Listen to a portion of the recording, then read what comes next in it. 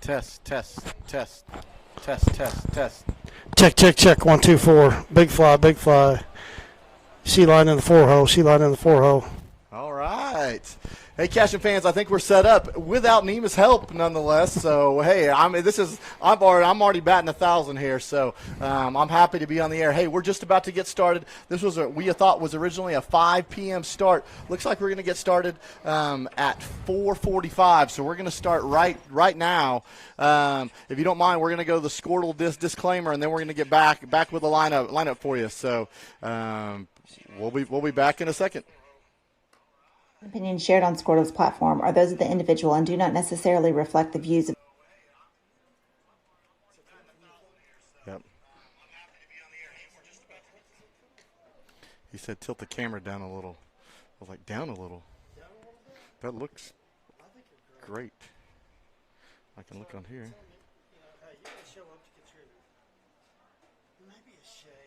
I mean, you get the.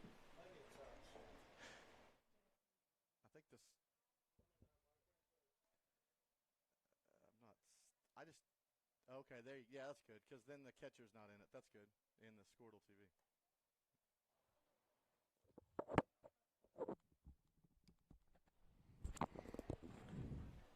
All right, Cashion fans, we are back. I hope everything's great. Please let us know if the feed gets strange or if you can't hear us properly. But we're excited to be here in Crescent, Oklahoma, to bring you the game today between the Cashion Wildcats and the Crescent Tigers. So I'm on the call here with Dirk Fippen.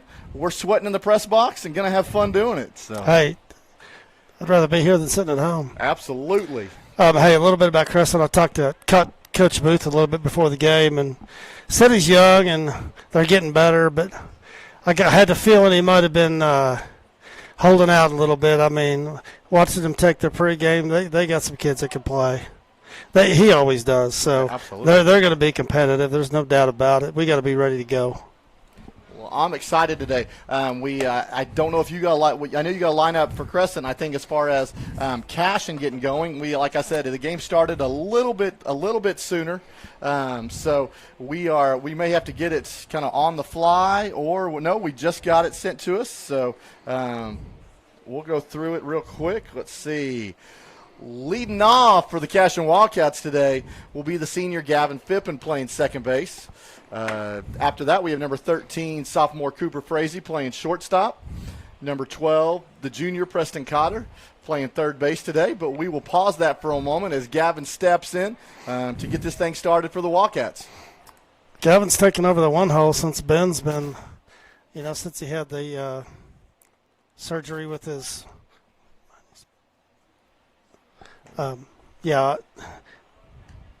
might crank mine up a little bit. My voice. I saw it in the I red, don't have the Sheline voice. Well, you're on that side, and I was seeing a little bit of red, so I was just turning it down just a tad. Yeah. So there you go.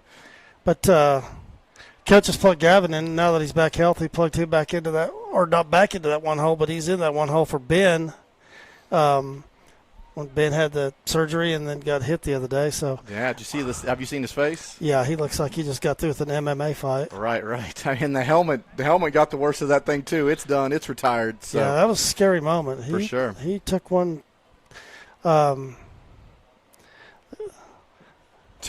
There we go. 3-1 set up for Gavin Fippen here. I think there was a radar gun on that kid the other day, and he was touching 88. Was he really? Yeah. I knew it'd be around the 85, and he's just going to get stronger as he gets older. So, for sure. Gavin with a drive, pops it up. It's going to be a little bit trouble behind the shortstop. Center fielder coming in. Oh, and it's just over the center fielder's head, and Gavin's going to come into second. Oh, it's going to roll some more. Gavin's going to go all the way to 3, and he's going to stand up at third base. So what a great start for the Cashion Wildcats. This wind is blowing here. It is blowing out a little bit, so that could be a little bit tricky up in the air. Yeah, Gavin's been struggling a little bit with the backside. He had a couple of hard hit balls last night, but he's kind of dropping the backside a little bit and got a little lucky. I said we're probably E8 there, but either way, we got somebody standing on third, and it's the leadoff. So absolutely, I'll take it. Good start. That steps in the box. Sophomore Cooper Frazee, stay hot, kid. We got a big south wind today. Wouldn't surprise me if we see 3 or 4 balls jump out of here tonight. Absolutely. So, ball one to start it off. He's looking for his pitch down the middle. Gives something to drive. There are some big gaps out there today. Oh, and he's going to drive this thing right to the left fielder, but it's going back, going over his head. And that will definitely drive in Gavin Fippen, and Cooper will be standing up at second with a double. Nice drive, sir. No surprise from Cooper, sitting on 3 home runs this year, and puts that one hops the fence there. Very nice. I would not want to be in left field or center field tonight. It's not pretty, at all. Pretty windy. So starting off with a double for Cooper Frazee. And that'll bring in the junior Preston Cotter, number 12. He's been swinging it well, man. When he gets it, he gets all of it. So, couple big hits in that Glencoe game. Oh, that one's way outside. Gets past the catcher. That's going to allow Cooper Frazee to get over to third base. So 90 feet away, hopefully, from run number 2 for the Cashion Wildcats. I saw we moved up to 9. I did see that.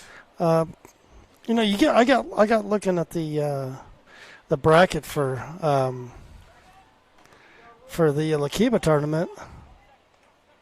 Nice play by third baseman, fighting the wind there, making a nice play. Definitely had to fight off that wind. I wasn't sure it was going to be fair or foul, even if it did drop, but he caught it nonetheless. So bringing up, that's 1 out in the inning, bringing in the senior, number 3, Joey Wilson.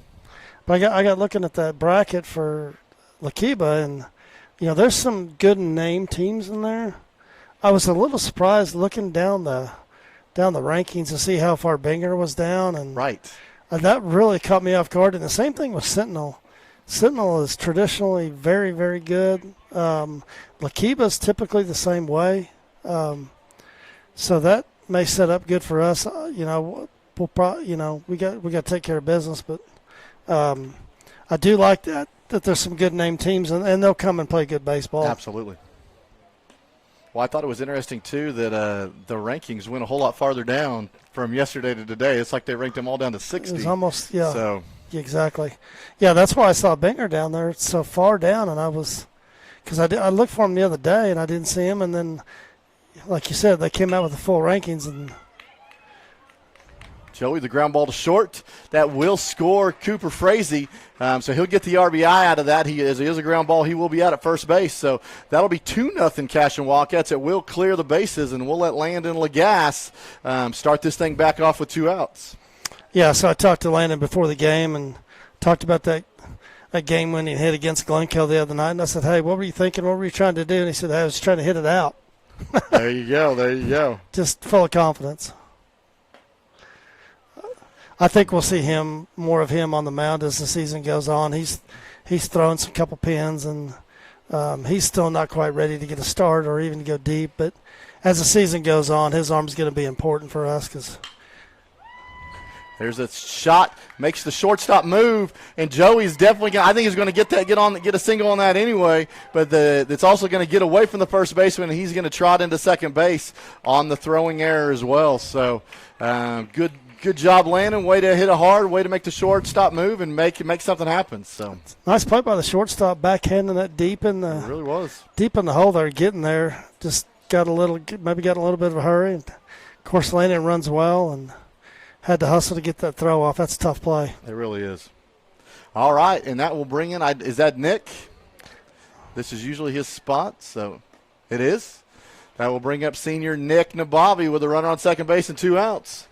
Talking to him the other day too, I think he's a little disappointed in the start he's off to as far as his base hits, but his at bats are still quality. I mean, he's going to get up there, foul pitches off, get deep in the count, make the pitcher pitch, and so he's contributing that way offensively, and it'll come for him.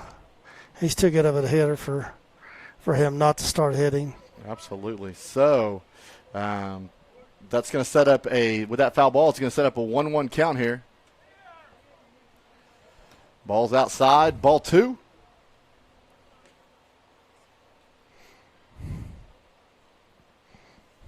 Trying to get my scorecard filled out so we can get this thing going right. And the delivery. That one's in there for a called strike. That'll set up a 2-2 count. You know, Nick being a catcher, he's so good at seeing pitches and taking pitches and always gets deep in the count here. I know we keep saying that, but he's one of the better ones at it. Oh, he has to fight it off, but he does drive it. Oh, past the shortstop. It will go in the outfield. It will score. Landon coming in. Great job, senior Nabavi, doing something with 2 strikes and making it happen. Pretty nice job by Landon there going to third. Ball's hit to the shortstop's right, so you automatically go. But he kind of delayed a little bit there, you know, with the ball coming at him, made it a little bit difficult with the shortstop being behind him there. Absolutely. So those are the little things that, you know, some people may not see that are a big deal. Well, that brings up the sophomore, number 16, Derek Shaline. The pitch, he drives it out there past the shortstop as well, going to drive it out to left field. So, and digging in, looks like that's Wyatt Schmidt's going to go all the way to third, and Derek's going to stand up at second base on the good base running as well. So, awesome job.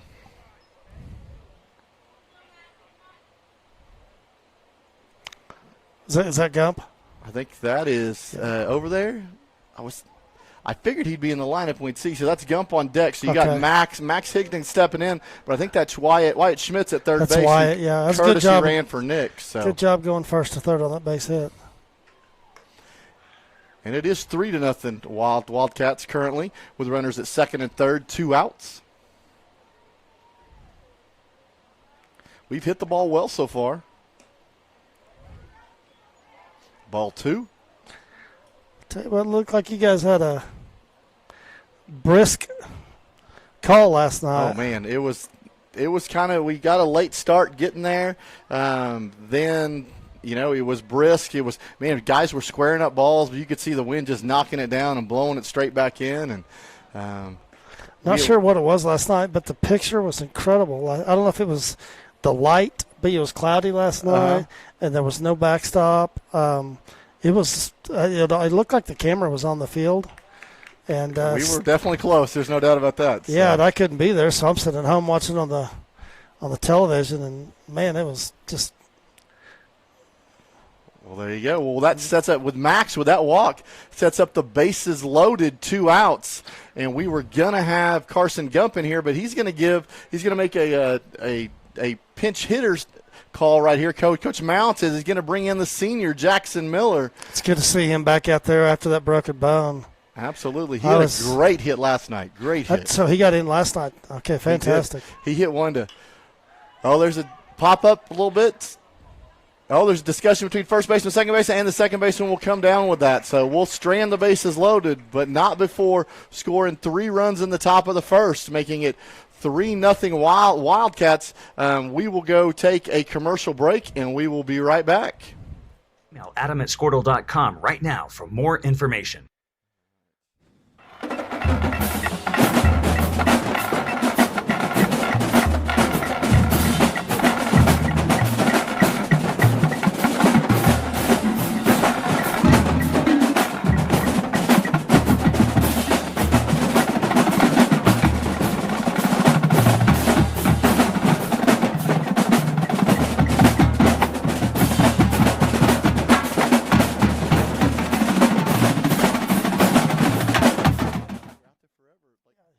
For 31 years and counting, Community State Bank has taken great pride in being your hometown bank. With branches located in Cashion, Dover, and Hennessy, CSB strives to reflect the small-town hospitality these communities are known for. Our friendly staff is here to serve you and provide one of the best banking experiences around, equipping our customers with the latest in banking technology combined with a personal, down-home relationship. Come into one of our local branches or visit us at www.mycsb.com. Community State Bank, small-town banking, the way it should be. Member FDIC. Christy Perry is a Cashion-based attorney providing clients in Oklahoma with trusted, experienced legal counsel regarding wills and trusts, bankruptcy, and other areas of law. Flexible scheduling is available to discuss your options, and your first consultation is free. If you need assistance regarding a legal matter, call your local Oklahoma licensed attorney, Christy Perry, at 918-373-0882. Our world is. All right, welcome back. Mike stepping out here for a few minutes to take care of some business outside of the press box. He got me here for a few minutes.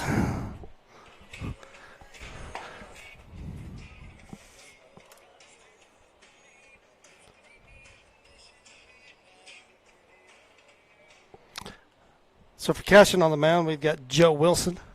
So I think this will be his fourth or fifth start this year. Throwing pretty well. He's off to a good start. Came in through well in that championship game in relief the other day. Had a couple, if I remember right, had a couple critical outs in that game in relief of Landon. I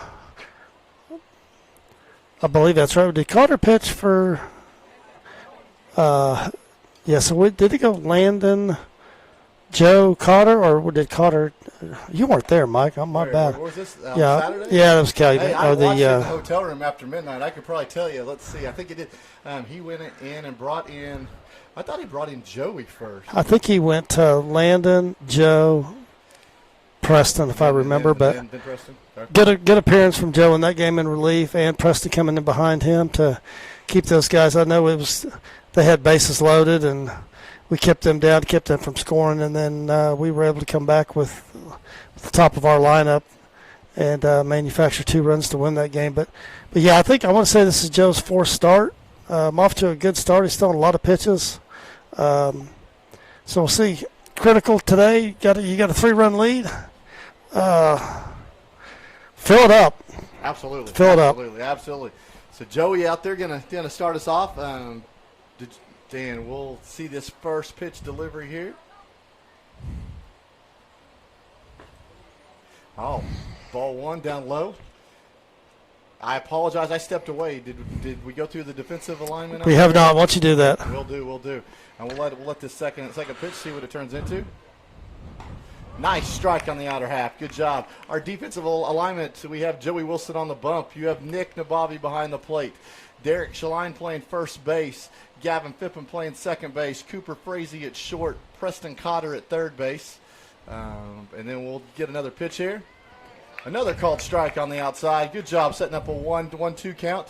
Looks like you got Max Higdon in left field, Landon Lagasse in center field, and Gump in right. Looks like Carson Gump in right field. So as much as they let Miller hit, he definitely is hobbling on that foot. So playing the outfield's a little much right now. So that was a pinch hit opportunity for him for sure. So do they have him penciled in as a DH? He wasn't penciled in. Maybe he's going to DH for the 9-hole. That might be a late change. That's a possibility. We'll have to wait and see the next time he comes up. Okay. I like the idea of getting the bat back in his hand, though. 2-2 delivery. Oh, it's a ground ball. Cooper Frazee charging hard, comes up with it, throws in time at first base. Nice job for out number 1, the 6-3 put out. That was a good throw right on the money, but it was a close play. It was a good job by Derek striding out there and shortening that thing up and getting the out. Absolutely. So that'll bring up number 2. I have Lovett, who's your shortstop for the Crescent Tigers. I love it. Love it. That's great. That's great.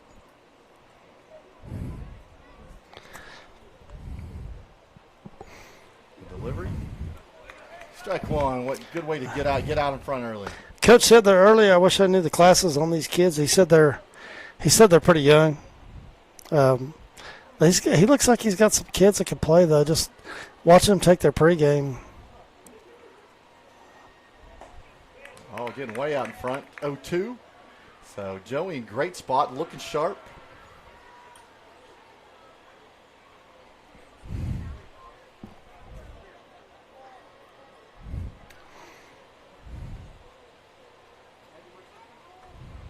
Oh, fighting it off. Love it. Knew that pitch was on the outer half. Didn't want to leave it up to the umpire, so just sticks the bat out there. Yeah, nice work there. Both on. I mean, that's good pitch. And right. Good pitch, good hitting. Absolutely. Man, talk about a change of 2 days. Yesterday it was kind of cold in Watonga, and today it's 80 degrees. I got out of my truck. Sweating. My truck's at 81 when I got out. Holy cow. And the 0-2 delivery from Joey.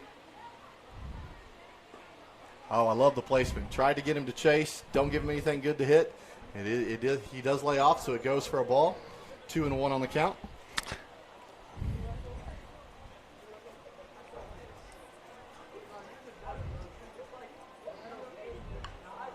There it is, goes up, try to change the eye level just a little bit, but he lays off of it for ball 2. Man, and I know you guys can see this great field out here in the camera angle, but man, awesome grass out here, awesome facility here in Crescent. So, yeah, the infield's as good as it gets. Right. Coach Booth always has this place looking good. Pop up to Joey coming in front of the pitcher's mound, and he makes the catch for out number 2. So far, 1-2. Let's see if he can make it 1-2-3. That brings up the 3-hole, number 5, your pitcher of record, Johnson, for Crescent.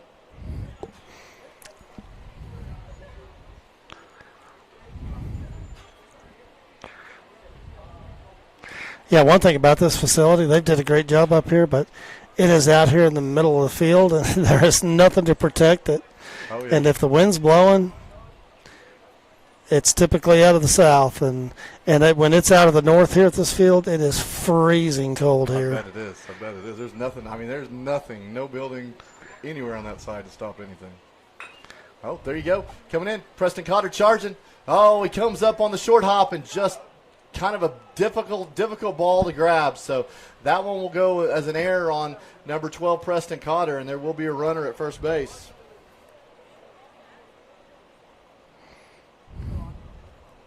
Okay, so that will bring up the 4-hole, the catcher, number 7, Varner. He's a player. He's fun to watch. I've enjoyed watching him play the last couple of years. Athletic kid. He's good on the mound, too. Just a good ball player. Let's see. So with a runner on first, Joey's always good to lay down a tag over there. Let's see what his move is to get the ball over there this time. The pause and the delivery. Great. Got the top of the zone for a strike call.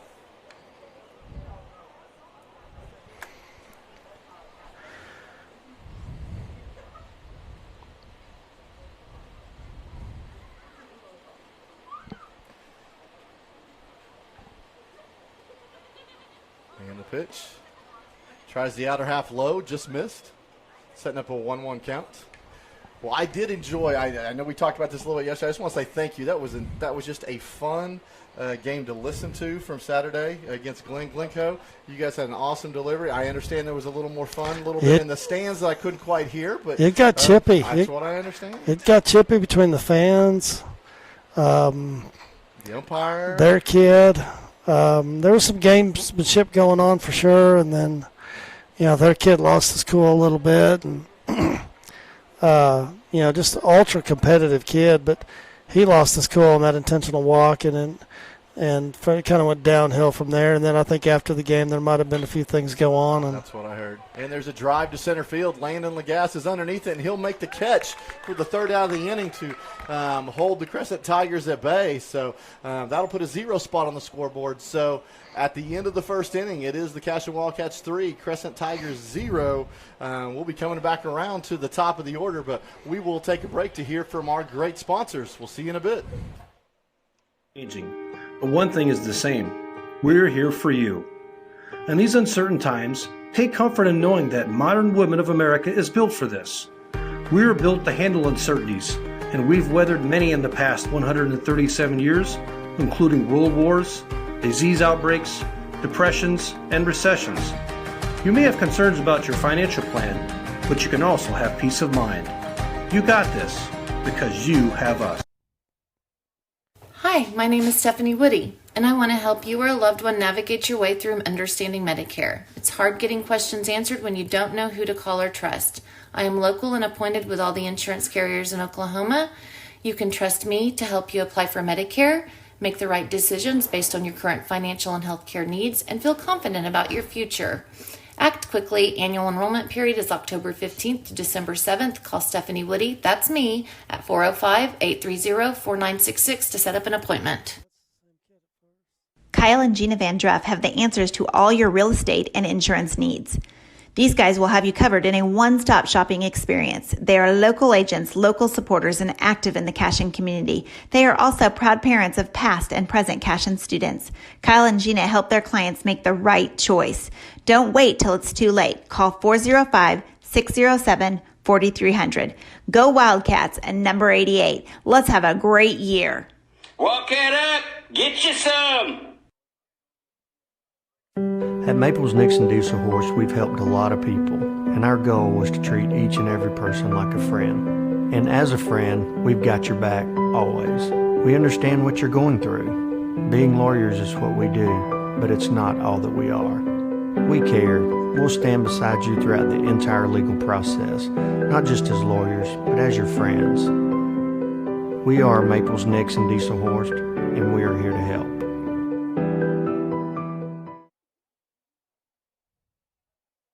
Founded by Jesse and Amy McCracken, Rural Pest Solutions is a Cashion-based, family-owned and operated company.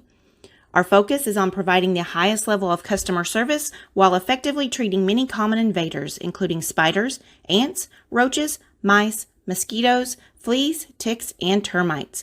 Flexible scheduling and superior customer service are our top priority. Call us today to schedule your appointment. 405-283-6565. Cashion FBC is a church seeking to grow. All right, welcome back, Cashion fans. We're going to the top of the second inning. And what I love to see is Gavin coming up every inning, and sure enough, he gets to lead things off. Gavin Pippin, the senior, reached in the first inning.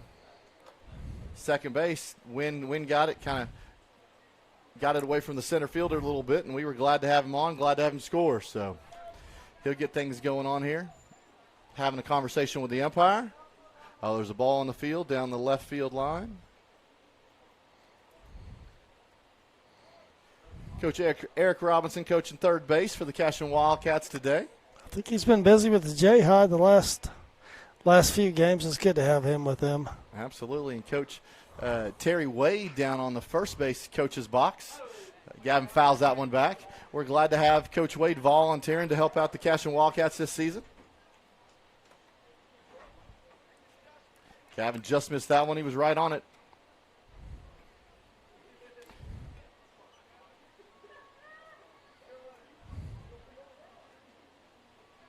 And the delivery. Oh, shot got a little bit out in front. He's going to pull that one down the line. And ball's hit a ton. It is. A ton foul. And hey, it's over the fence one way or the other. Well, quickly down 0-2 here. See if we can two-strike approach here. I saw him warming up with that breaking ball a little bit. Let's see if you see it here. Sit on it and drive it. Oh, going to go way outside. Gavin does not chase. Setting up a 1-2 count. Played up here last year and it was pretty cold. Had a bit of a north wind, and he hit one out of here dead center last year. That was just a bomb, and he's got to fix the backside. He kind of reach for that one a little bit. So yeah, I'd like to see him choke up, spread out a little bit here. I still think that's something we could work on as a two-strike approach with these guys. There's a couple of them doing it, but just spread out, choke up, not try to do too much, and get in and play and see what happens. Is that the danger of wind blowing out? You've hit home runs before. Everybody wants a piece, so rather than choke up, they want to see what kind of action they can have. Well, I can tell you this. I felt like that was the case to start the season, especially early on in the scrimmages. We got 6 kids that can hit it out, and I kind of felt like that there was some of that going on, just some big swings in the wrong count, and I think they've settled in. And 2-2 delivery to Gavin. inside. Good call. Lays off, setting up a full count. Way to battle, kid. All the way back from 0-2 here. Right. You ought to see something here, hopefully, and be a leadoff. Here we go.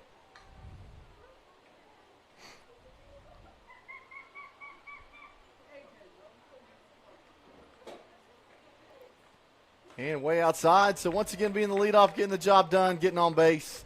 Walks down to first base. It's a big old kid at first. That it is. Tough him for. And that will bring up Red Hot. Talk to that kid about moving south, playing some basketball. Right, for sure, man. Rice. Yeah, Cooper's just continuing to wear it out. I mean, just, he's hitting everything. Oh, behind Cooper. That one would be a little tough. Yeah, you might have to swing it a little bit different that way to hit that one. So that allows Gavin to trot down to second base. But he comes up behind Gavin in that game the other day in the bottom of 7 and gets a base hit. And, now we're first and third with no outs. And you got Preston, Joe, Lando right there. I'm like, I love our chances. And right. Oh, Cooper squares with the bunt. He's going to stay out there, and then he's going to pull it back. So we get a called strike. So it counts 1-1. So we'll see if we're actually going to bunt. Third baseman staying home. You got to make the pitcher feel this one. Right. I like how far they kind of pulling the shortstop over a long ways, creating that hole, and then he goes back. Oh, and Cooper still finds that same hole either way with a drive to left field. Gavin's going to round third, score easily. Cooper's going to take a big turn around first and say, you know what? Oh, and the ball's going to get away, and he's going to get to second anyway. Nice heads-up base running by the sophomore. Just continues to hit it hard, and that ball is just a seed right there in the hole, and another RBI for Coop. Right. So 2 hits and 2 RBIs on the day for Cooper Frazee.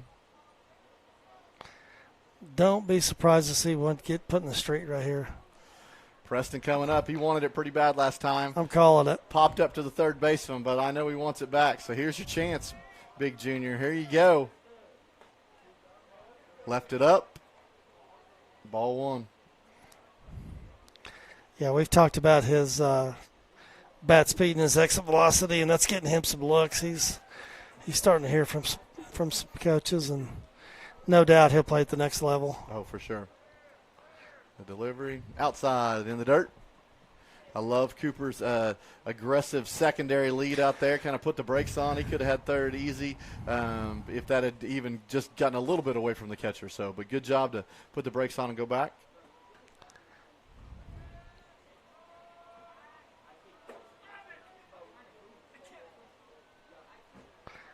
Little gamesmanship going on right there with the shortstop. And if you guys can watch it in your camera over there, sometimes the shortstop goes in behind Cooper and then circles back around in front of him, trying to get in his line of sight, it's kind of fun to watch. If you can time it right and kind of you block his vision for a little bit and let the second baseman slide in there, it can work. That's ball was in the dirt for 2-1 to Preston Cotter. Plus, if you're, if by chance he is picking up signs and trying to relay those, that can put a little distraction there as well. Absolutely. I don't know that we're doing that if we're picking their signs up or not. But. And I had the count wrong. That is ball 4 to Preston Cotter. So he will walk, setting up runners on first and second, and that will bring a trip to the mound from Coach Booth. And we will have a pitching change. So we will announce that pitching change. Well, how about this? Let's stay here for a bit. I saw something today that I wanted to ask you about. You just mentioned, trying to read in signs, signals. I saw that Major League Baseball is going to allow, starting the regular season, eliminate electronic devices that you cannot. Trash cans and TVs and cameras? Yeah, well, this is something on the catcher's wrist that they push a button to tell the pitch and the location, and it sends something into the ear of the pitcher, and you're also allowed to have 3 other fielders out there have that same earpiece to have an idea where this pitch is coming. So I thought that was different. I'm not a fan. I think it takes away from the game. I mean, stealing signs is part of the game. I agree. Now, putting a camera in center field and having a guy sitting down in the dugout, relaying signs as he's watching this giant television, stealing signs from the catcher, that's obviously that's one thing, but stealing signs and picking up signs is part of the game. That's kind of what I felt. If you got to second base, you earned the right to take a look in there if you want to. So is that going to happen? I mean, they kick off Thursday. Oh yeah, they've already. There was a video of the Yankees using it in spring training. They were testing it out. So it doesn't say you have to use it. It says it's an option if you want to use it. I just know. I mean, if people can hack into so many different things, that doesn't mean they can't hack into that that's too. Interesting. So, yeah. Just give it time. Give it time. So. Huh. But it's a device called PitchCom. I thought they might call it maybe the. Name it after the Houston Astros. Right. The anti-Astro device. The Astro. The asterisk. Here we go. Joey Wilson, senior, stepping in. Runners on first and second. Nobody out. One run in, nobody out. Chance to break this game open in a big way right here. Oh, he's going to show bunt. Pull it back. Called strike. Well, I apologize. We didn't even announce the new pitcher of record for the Crescent Tigers. Love it. It looks like the second baseman that was the gentleman Cox that was playing second base will now. Okay, that must have been the switch. Now be your will now be your pitcher. Yeah, I thought he came in from shortstop, and that's number one. Yeah, so they must have done some switching around because we had shortstop earlier. So I'm not, yeah. We'll try to take a look out there and see who is at second base. Oh, Joey with the hot smash down third, just foul. So that'll be 1-2 on the senior. The ball was up and in, and he turned on that thing. He did. He wanted that. Coach E-Rob better stay awake.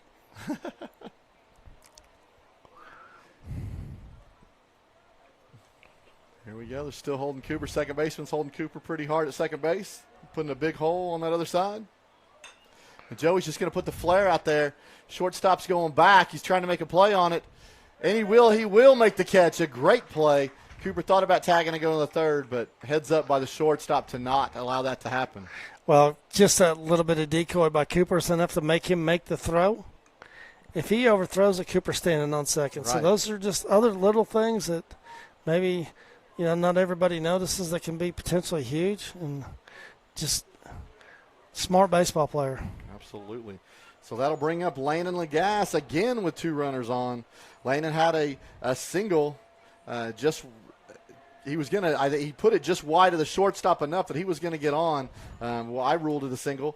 So let's see if the kid can stay hot with the bat.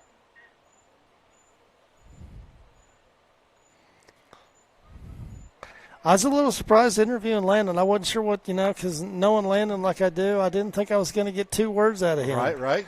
But he opened up and had a lot to say. That's great. No, I would have thought he's one of those, speak soft and carry a big stick type kids. So, but I'm glad I'm looking forward to hearing the interview. So,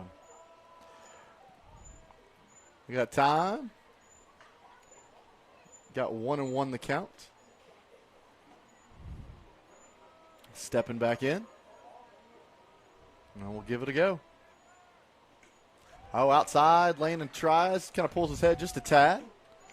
So we'll have 1 ball, 2 strikes. Yeah, if there's anything at all he struggled with at the plate, has been that pitch right there. It's kind of low and outside. And, he's a little bit open to begin with. But you throw him something up and in, and he's going to absolutely obliterate it. Ball's away, 2-2. Man, you're missing a game. There's a softball field over on this other first base side. It's an 8-8 ball game, so they're scoring some runs. Right. The delivery, way outside in the dirt. Both runners thought about going. Oh, and Preston got caught off a little bit, but the first baseman was not covering the bag, so he'll get back safely. It will set up a full count for Landon Lagasse.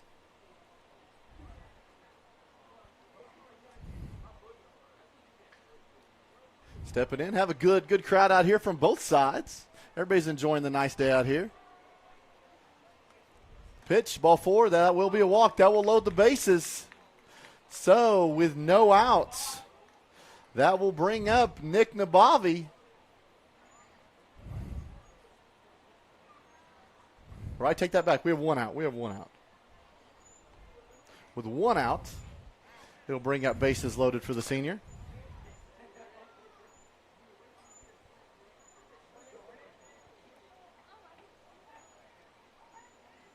He'll look in. He got enough time to see this brand new pitcher. He'll get a that was excellent opportunity. Joe popped out. It's a good pitch. Breaking ball. Crescent fans enjoyed that. Nick said, no thanks. I'll wait for something I can handle here. The 0-1 delivery. Outside, way outside. 1-1. Let's see Cooper keep his lead on the other side of the chalk there. All right. Because you know he's going to come after this thing hard. Delivery. Oh, low and away. Gets a cut and a swing and a miss, so we'll set up 1 and 2 for the senior. But, hey, I like him with 2 strikes anytime, so. Let's see. He does have a 2-strike approach. Looks like he is up on the handle just a little bit. And the delivery. Another breaking ball, and he drives this thing out to center field. Oh, and it is over the center fielder's head. It will go to the wall. I think you're going to score 1, 2, 3 runs on this. And Nick Nabavi's going to be standing at second base with a double. Way to come through, senior, with two strikes. Nice job. Hey, that gives you an idea how strong he is. That ball was low and outside, and he one-hop center field. He did. And he wasn't trying to do too much with that. He didn't put a hard swing on that pitch. Not at all. I mean, he was choked up. He wasn't trying to drive it out. It just went on its own. So future OBU linebacker there, just strong kid. There you go. That was all hands. That was impressive. So that will bring up the sophomore Derek Shaline, who had a ground ball to left field last time. And he'll put a drive into this thing, sending it out to left field. Actually, the center fielder is going to come over and make that catch. So it's going to leave the runner at second base, which it looks like we did have a courtesy runner again. I'm going to assume that's once again that is Wyatt Schmitz at second base for the catcher Nick Nabavi. That's a good lesson for Wyatt. Like to see him turn around there and watch that ball get caught. You know, if the ball's on that side of the field, there's obviously no tag, but you need to turn around and watch him catch that. For sure. And that brings up the freshman Max Higdon. Saw Max got on the bump last night. Looked like he struggled initially and got off to kind of a wild start, but then it looks like he dialed it in last night. That was good to see because it'd be nice to have his arm in, either some of these tournaments down the stretch or, games when you've got a big lead. Some of them can burn some innings, and we know what kind of arm talent he's got as a freshman. But that was good to see him throw strikes last night. Absolutely. I'm telling you, I know we have some injuries, but it's awesome to get these young guys some innings. So that ball goes to the backstop, and that'll allow Wyatt to get down to third base. Well, we're slowly getting healthy, but these guys coach still working them in the game, and we've had some opportunities, had some bigger leads, and had the opportunity to do that, and it's extremely valuable. So let me ask you, so Gavin had last week under his belt. How'd the wrist feel? I think you may see him inning tonight. Okay. We're talking about he's either after this game's over going to throw a pin, or we're going to throw an inning tonight, maybe 25 pitches or so. We get the steroid shot, and he's got no pain. Good, great, fantastic. So, but probably we haven't thrown other than pregame or taking a pregame or anything before the game, but we haven't gone out and thrown any long toss or done anything. So in 5 weeks, so that's a long time. We'll see. I think you kind of Max with a drive. That one's going to go to right field. It's going to score the run. Nice RBI, hitting it hard through the hole. So great job by the freshman coming through. It was a 3-0 count. He did his job. He took a pitch for the strike, 3-1, decided with 3-1, man, this is a hitter's count. I'm a hitter. And drove that thing real hard to right field. Great job, freshman. Max is getting more comfortable, and we know he can handle anything on the inner half of the plate. And he's working on that outside pitch, but that was a good job there. Absolutely. So as we suspected, Jackson Miller came in that first inning and just pinch hit in the 9-hole for Carson Gump, and now Carson Gump is going to be put back in that spot. So another Jackson's freshman burned. stepping in there. So he's burned for the day. So, but that's good. Coach got him in there. Let him get the bat on it, and gonna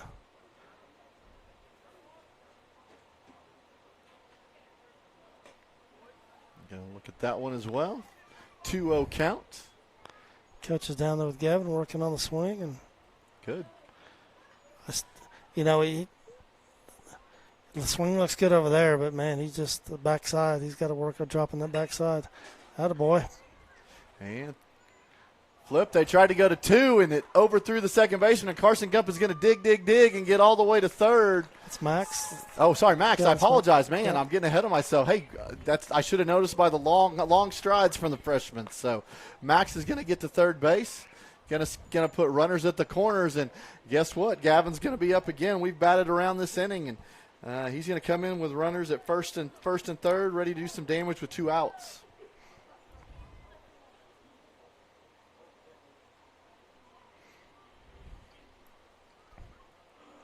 Like to see Max slide right there. He just checked up. I don't know if you noticed that. Played second. He actually just stopped instead of getting down. I think he thought it was going to be easy flip. Yep.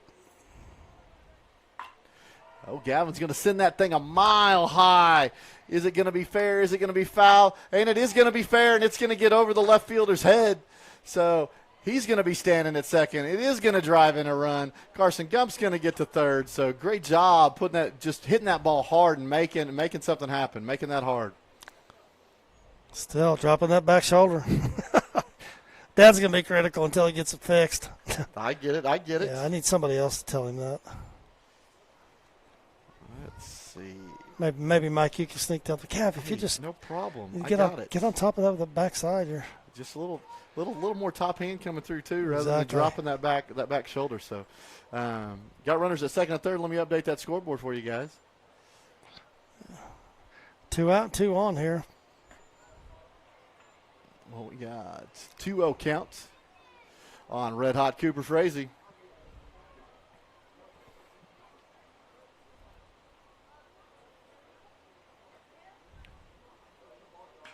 Oh, that's a drive down that same left field line, but he's going to hook that a little bit farther foul. Yeah, that's a no doubter if it stays in the park, but it's foul and it's on the road, but just out in front of that one. Absolutely. Timing's good though.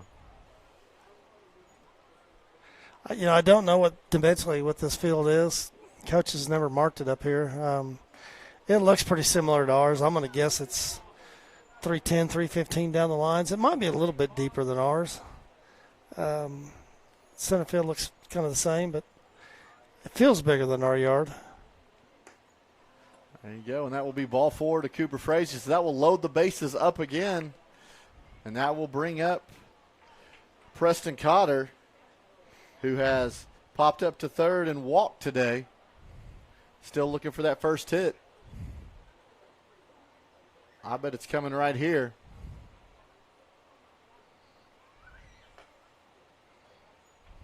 Ball outside.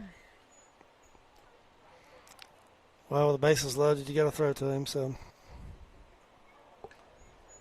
that's the nice thing about this lineup. I mean, there's a lot of protection. So ball gets away, and Carson Gump decides, no, I think I'm all right. I think Preston's got a good stick. I'll just let him put it in play first. Well, yeah, that's a freshman. He's learning, and, hey, he's been playing well, but got to get a good secondary lead there and watch that ball all the way to the glove. And for sure.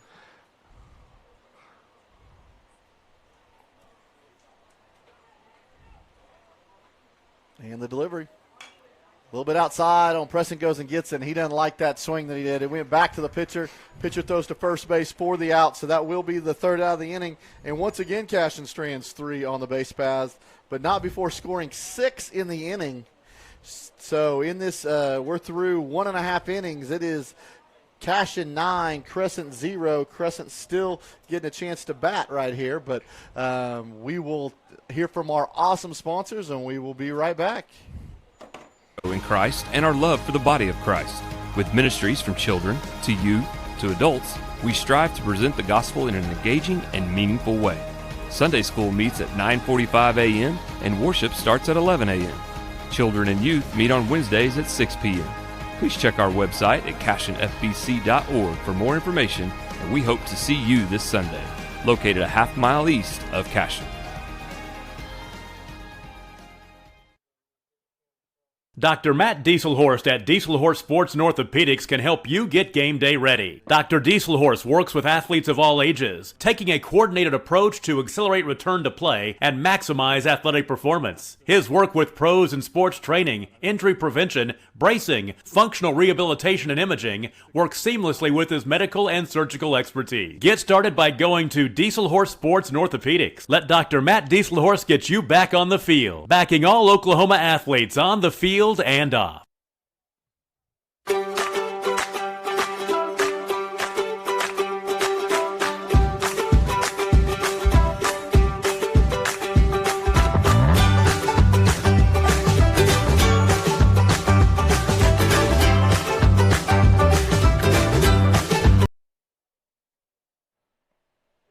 All right, welcome back, Cashion fans. Here in Crescent, Oklahoma, just down the road. 9-0, second inning. A day of great baseball. Man, sun's out. Beautiful day. Oh, it is. I love the uniform combinations out here. Cashion with the maroon on white looking sharp. Crescent in the all grays. A little bit of black, well, I guess it's orange letters, black trim, depending on the back. And on the front, black letters, orange trim. Yeah, I love the grays. They look good. I like the maroon better, but I am a fan of. I'm a big fan of all gray. Absolutely. Like we had ours on last night. Travel gray looked great. Looks good. First inning for Joe on the mound. 16 pitches, 10 strikes, 6 balls. So a good number there. Absolutely, for sure. Good number, just a good total number, but lots of strikes. We'll stay in the game a long time with that strike percentage. So.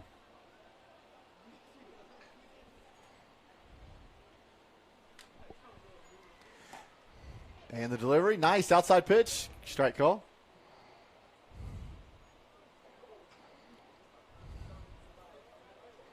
Oh, and for Crescent, I apologize. That will bring up number 4, the third baseman. I think it's Nugent, if I'm reading it right. Looks like a big, strong kid. Lower half looks like a fullback. He does. And the 0-2 delivery. A little bit up. Hey, I like it. Tried to see if he'd go up and chase. So we're going to bring up 1-2.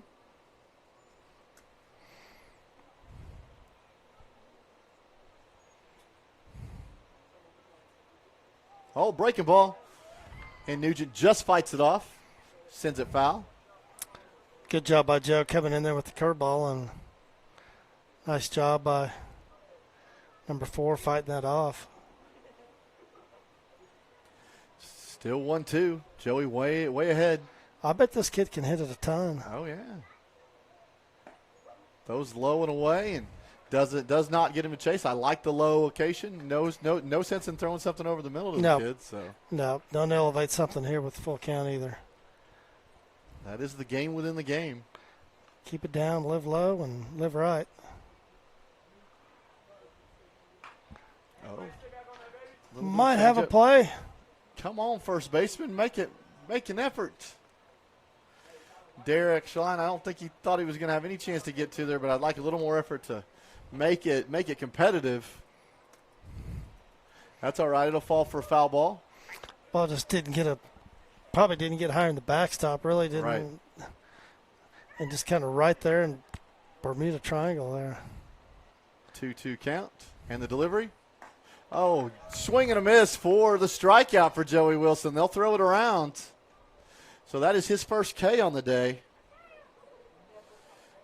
And now we'll bring up the 6-hole hitter, number 24, the first baseman, the tall kid we talked about earlier, Rice, stepping in the box. Now this kid could put a charge into it. I would think so.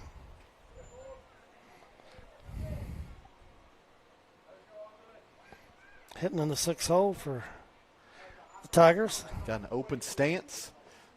Throws in there. Swing and a miss.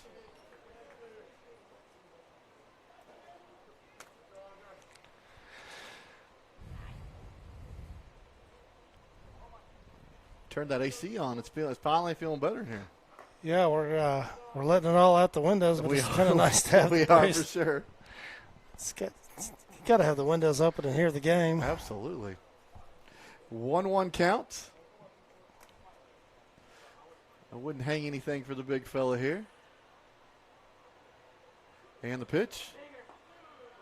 Low and away, just missed. 2 balls, 1 strike.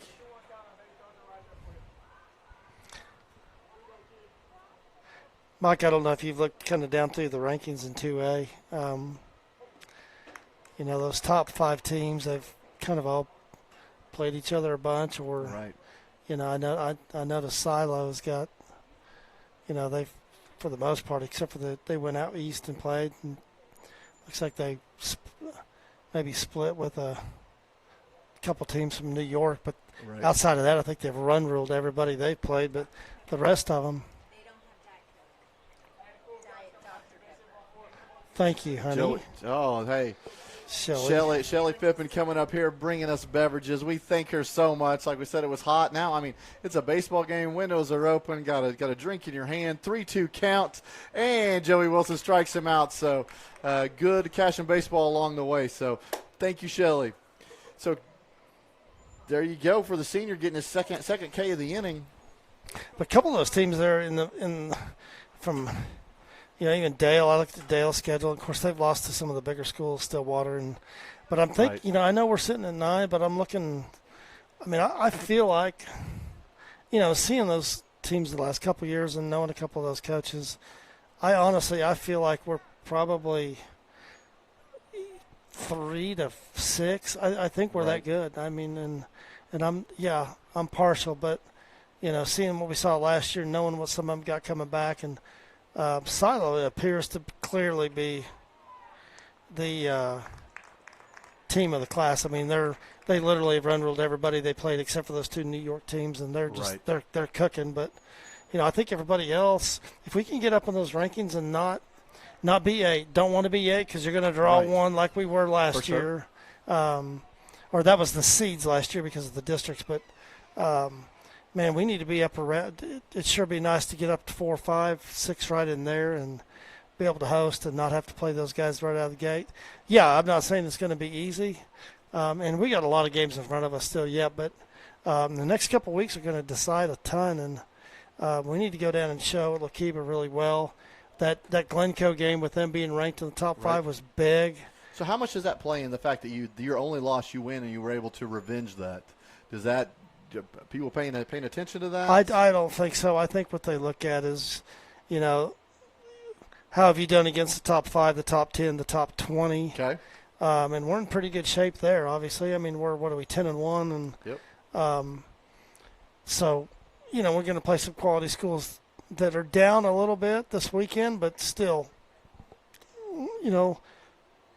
those coaches that are voting on the committee know that those schools they've got kids that can play, but we just need to keep winning and just kind of let it shake out. And they know, those coaches know that we've got some kids that can play. We made it last year, and most of them are back. And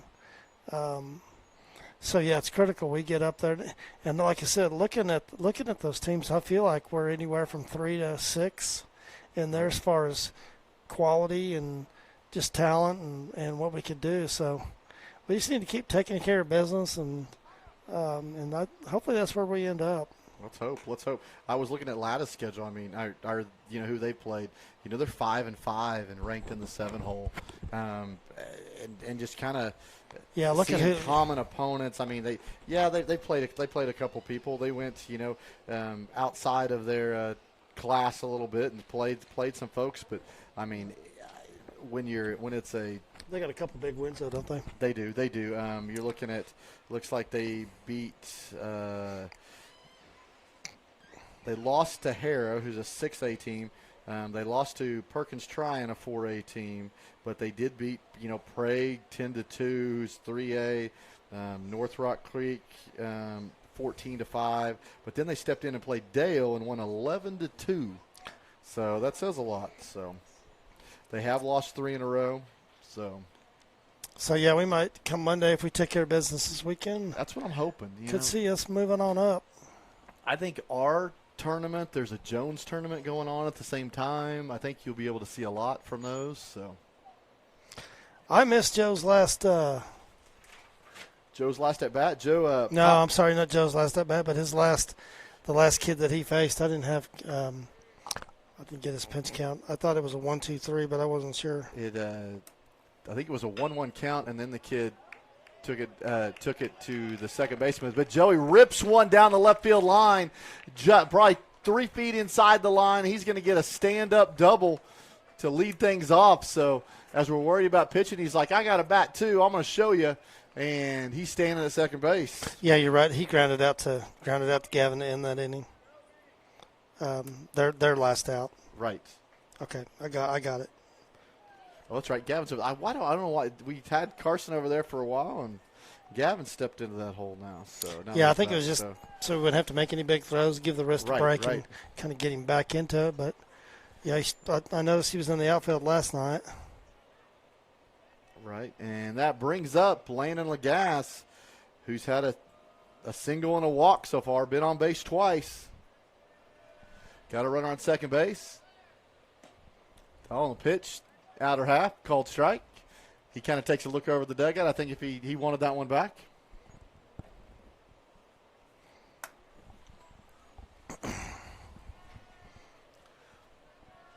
Man, Joey with a big lead over at second. They're really not messing with him too much. Delivery, ooh, I thought that was a little bit off the plate. Yeah, Landon swung at that pitch his last at bat and lays off at this time. So that's going to bring an 0-2 count.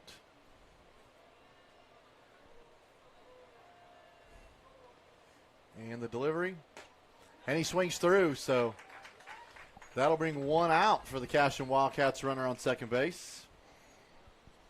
I think if he had it to do again, he'd probably take that outside pitch rather than that inside one, trying to do something with it. So Nick with the big hit last inning. Hell, so far, a senior. One off the wall, center field. Hey, Nima said it to me. Dad, stay away. The kid's got a single and a double with 4 RBIs already. So, well, that's exactly what he needs, just for his confidence. He's had great at bats. Just balls haven't found the hole. And that's just kind of baseball, and eventually, it's going to happen. There's a shot. Puts this one right side. First baseman going back, and it'll go over his head. So that'll allow Joey to go to third as well. So for the senior, how do you rule that? I'm going to say E3. I mean, Okay. Kid's fighting the sun as well as the wind, and looks like the dirt might be a little bit loose out there. Kind of lost his footing, but it's a tough play. It is for sure. Well, that'll bring up sophomore Derek Shaline, single to left field, and a fly out to center field. Runners on the corner, one out.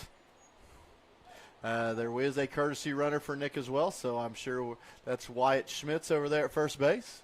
We'll see if he takes off here.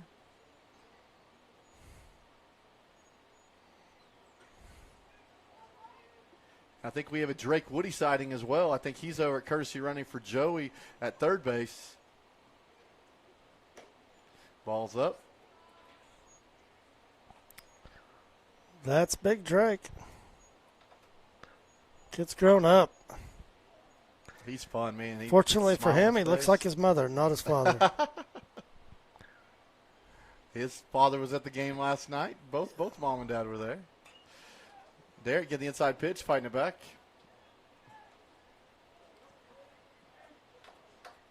This is as a dad, man. I just want to yell out there and, give some encouragement, but we'll let him figure it out on his own.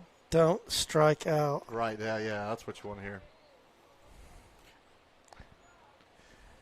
I like to see him use a little more top hand. He does well when he hits it up the middle or to the right side, so I'd like to see him have that mentality, stay inside the baseball, drive it that way.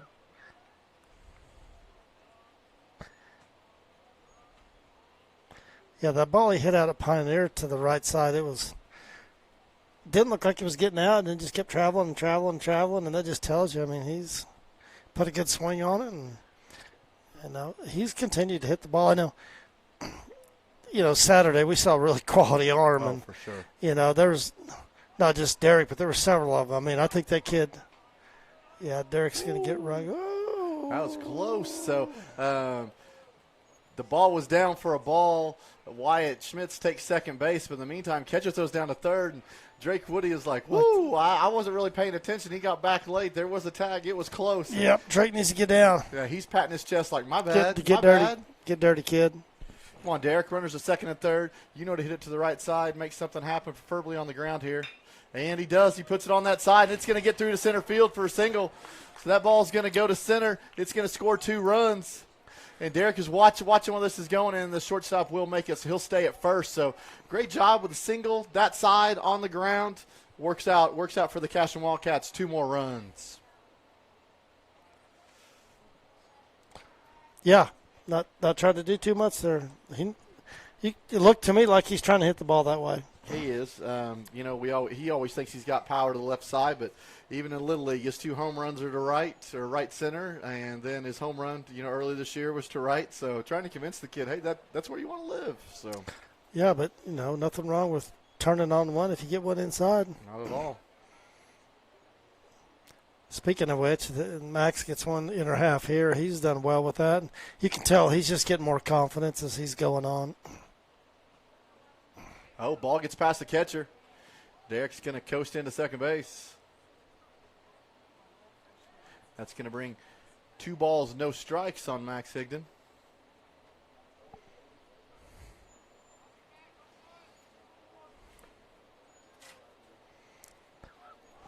We had a pitching change, and I guess I didn't mention it. For Crescent, number 24 was your big, tall first baseman, Rice. He's now in there pitching, and Max is going to drive that ball to center field. So it's going to score Derek from second base, and it's going to be a nice single and an RBI for Max Higdon. Good job, freshman. Yeah, ball's well hit. Ball's hit hard, and that's going to make a couple hard hit balls by Max. It's going to make it 12-0 Cashion Wildcats. And we will have it is Carson Gump coming in. He wears 21 with the Grays, and he wears 11 with the maroon jersey. So Carson's still in there.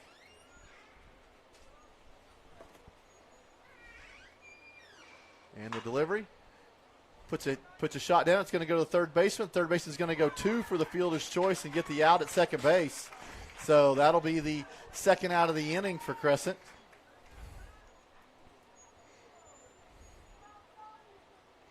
Looks like we're back around again. So Gavin Fippen stepping in for the 4th time today.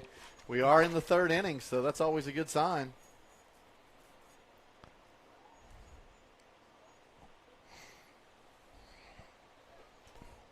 See if he can let one travel here or not.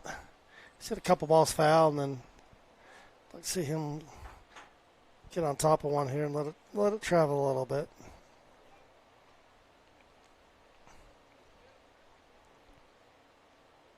Ooh. Says, I'll get out of that away of that one. I'm not going to let that come in too far.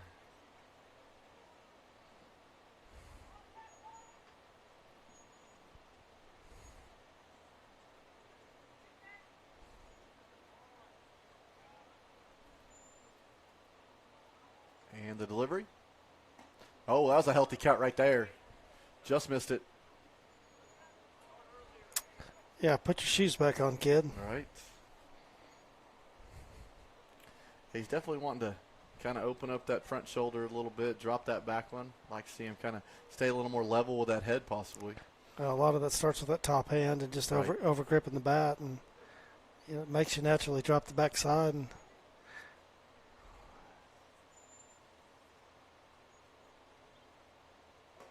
leaves that one up there. Good choice. 2 balls, 1 strike.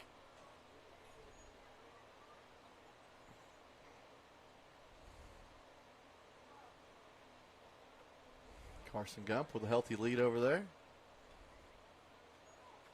Oh, pitcher steps off. Carson's back.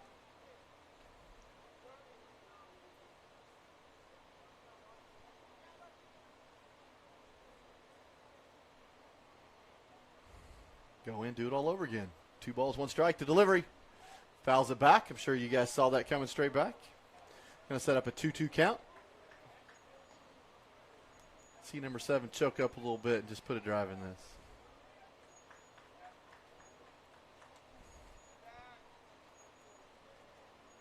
Getting some encouragements from Cashion teammates over there in the dugout.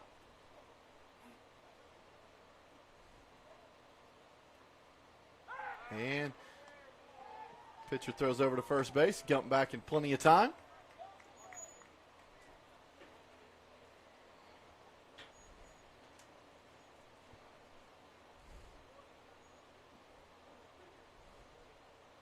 Digs in with the 2-2 count. Here's the delivery. Leaves it up.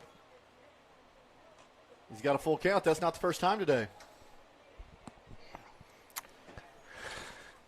Getting deep in the count. Being patient. I like Rice on the mound. He's not a hard thrower, but he's a pitcher. He knows what he's doing mechanically. He just looks great. And just that big presence on the mound is. For sure. And down for ball 4. Now it'll put runners at first and second with Cooper Frazee coming up. Hey, that Rice kid, is that Trinity Rice's brother? Is it? Oldest brother? Yeah, I had to ask the Rice on the mound. We've gone against his sister in softball a bunch. Tall as well, hard throwing. So they must running the family for sure. So ball 1 to Cooper Frazee. 2 outs, 2 on. 12-0 Wildcats. Yeah, left fielder and center fielder, with Cooper up there.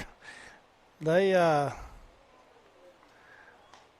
definitely playing no doubles here for sure. They are. I mean, they're definitely expecting him to pull, and I think he's probably going to pull as well. And the pitch. Oh, there you go. He says, hey, I hear you. Let me show you what I got. I'll try to take something that side, and fouls it off.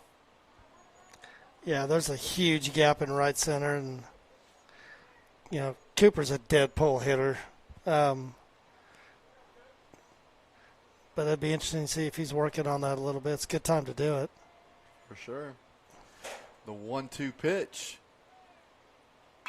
Oh, and Coop just takes it right back up the middle, sends it to center. Center has to move over a little bit, so that's going to score 1 for sure. It's going to allow Gavin to get to third, so you will have runners at the corners with 2 outs and another run scored. Great job by the sophomore. Another hard hit ball by Cooper. I mean, we're talking about him being a dead pull hitter, and he goes right up the middle there. That is his 3rd hit of the day. He's had 3 balls. Just 3rd RBI of the day. 3 balls just absolutely hit extremely hard. And that's going to bring up Preston Cotter. Pop up to third, a walk, and hit one back to the pitcher. He's going to leave that up.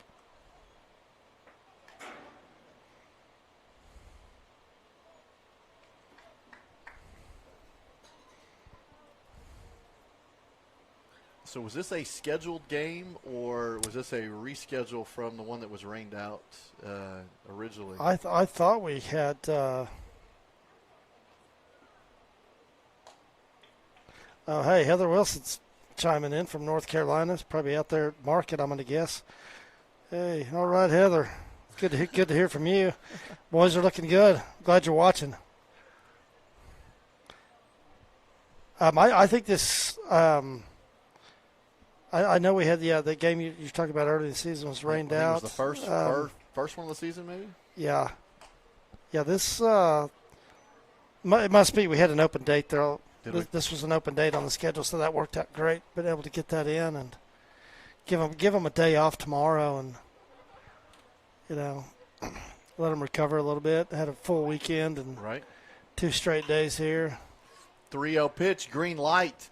Sends a charge into one into right. Center fielder's actually going to come over and make that catch.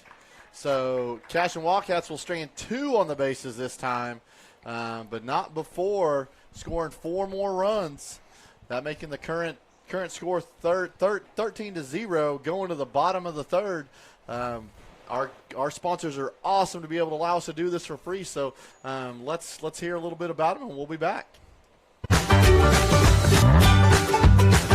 Stream with Oklahoma's #1 high school streaming service, Squirtle.tv. Find out more at Squirtle.com/stream.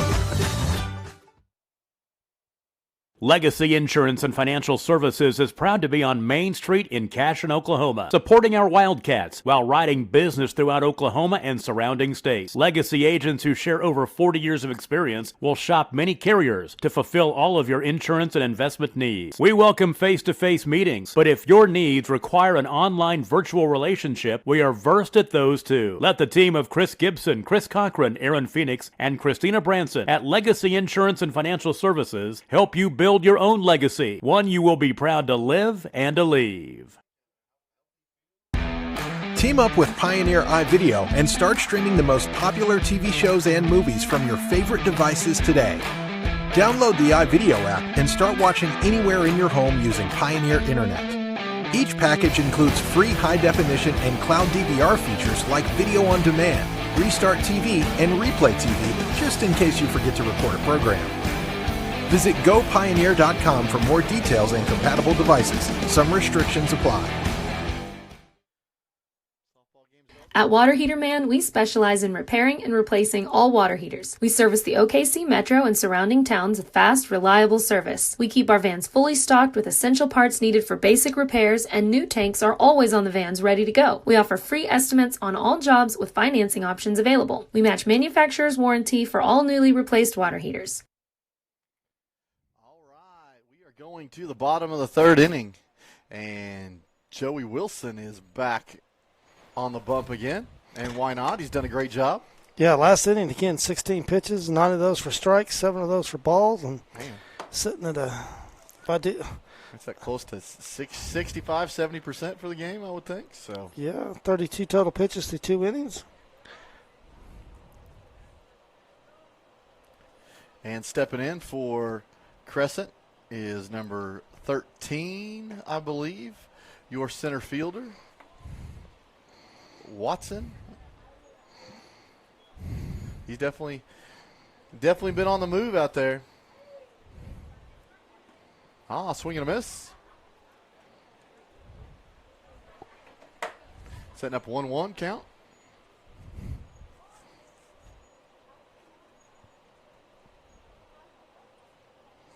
Oh, right down the middle. And I apologize. That was 0-2 count, so that will be strike 3 for Joey Wilson. That is his third K. This one backwards. Wasting no time there. No. He said, I think I can improve that strike percentage.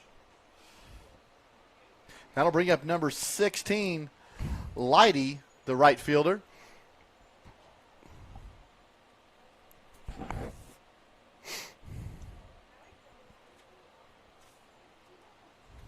And the pitch a little bit down, ball 1.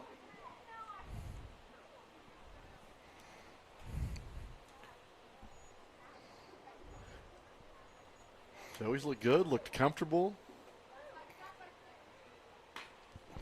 Puts that one inside. Leidy pulls that thing down the left field line, foul. That'll bring a 1-1 count.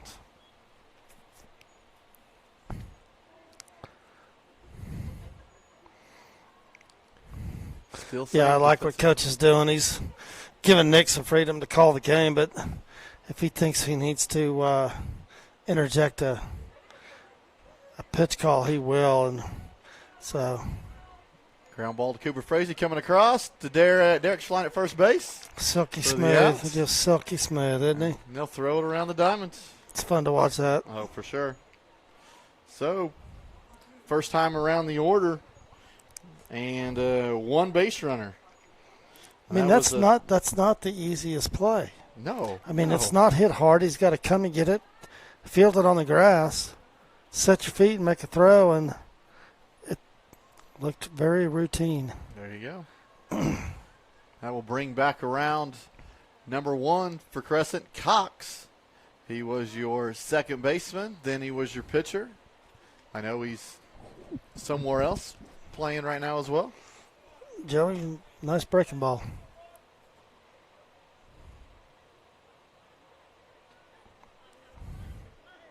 And getting out in front. Oh, a ball. He gets called strike. He went up. Now he went down. He gets the called strike on that one. It's got a 1-1 count.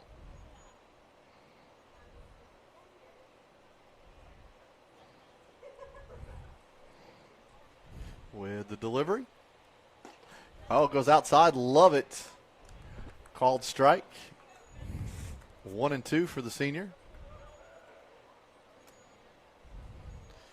2 outs in the inning.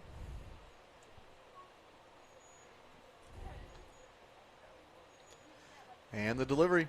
There's the breaking ball. Oh, Cox just fights it off.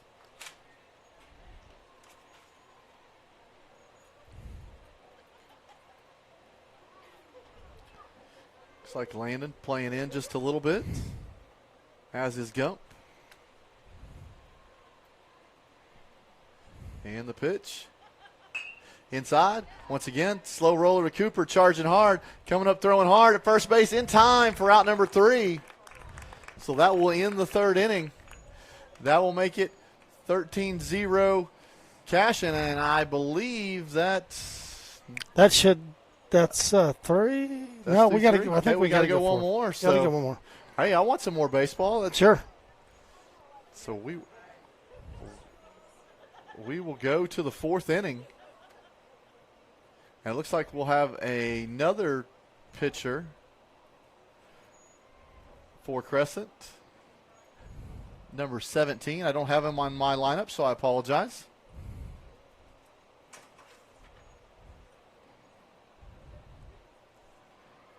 Right-hander.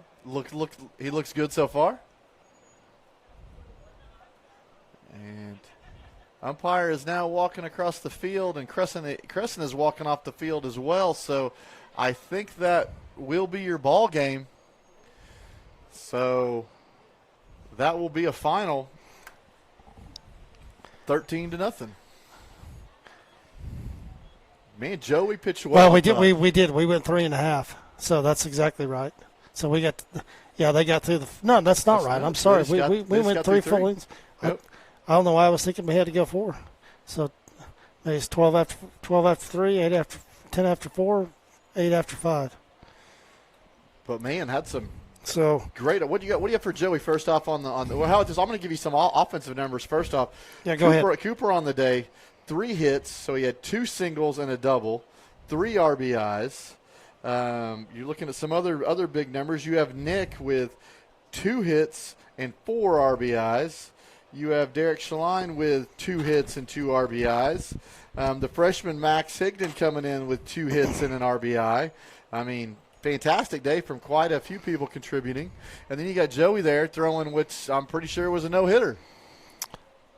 I did not record any hits. I have an error. I'm not recording hits, but I don't think so. I have an error at third base on a little slow roller that tried to come up, but could have made the play. And so that last inning, he goes 10 pitches, 8 of those for strikes, and total pitch count of 42 is what I've got, and 27 of those for strikes. So that's going to be a 42 pitch count no-hitter. I don't think they had any hits. No, and he has 3 strikeouts, 2 swinging, one looking.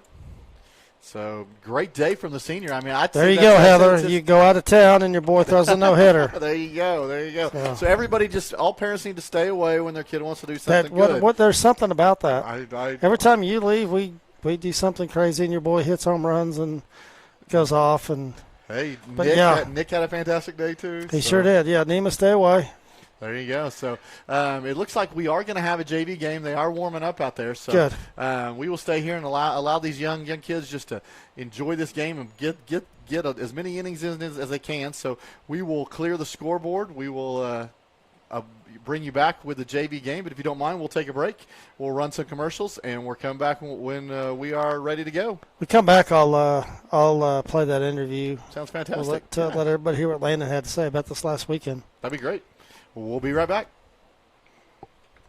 We'll get your water heater back up and running as fast as possible so you don't have to put your life on hold waiting for service. Give us a call today, 405-844-TANK. That's 405-844-8265. Go Wildcats!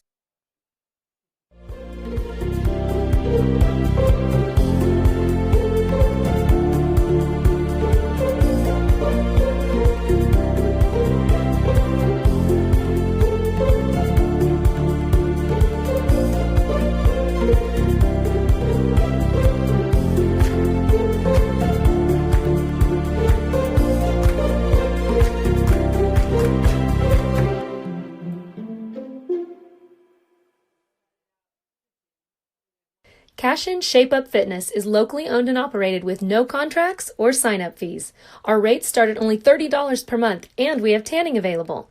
Everything you need to work on your health and fitness. So contact Amber Lee to sign up today, 405-538-8248. And don't forget to check us out on Facebook, Cashion Shape Up Fitness.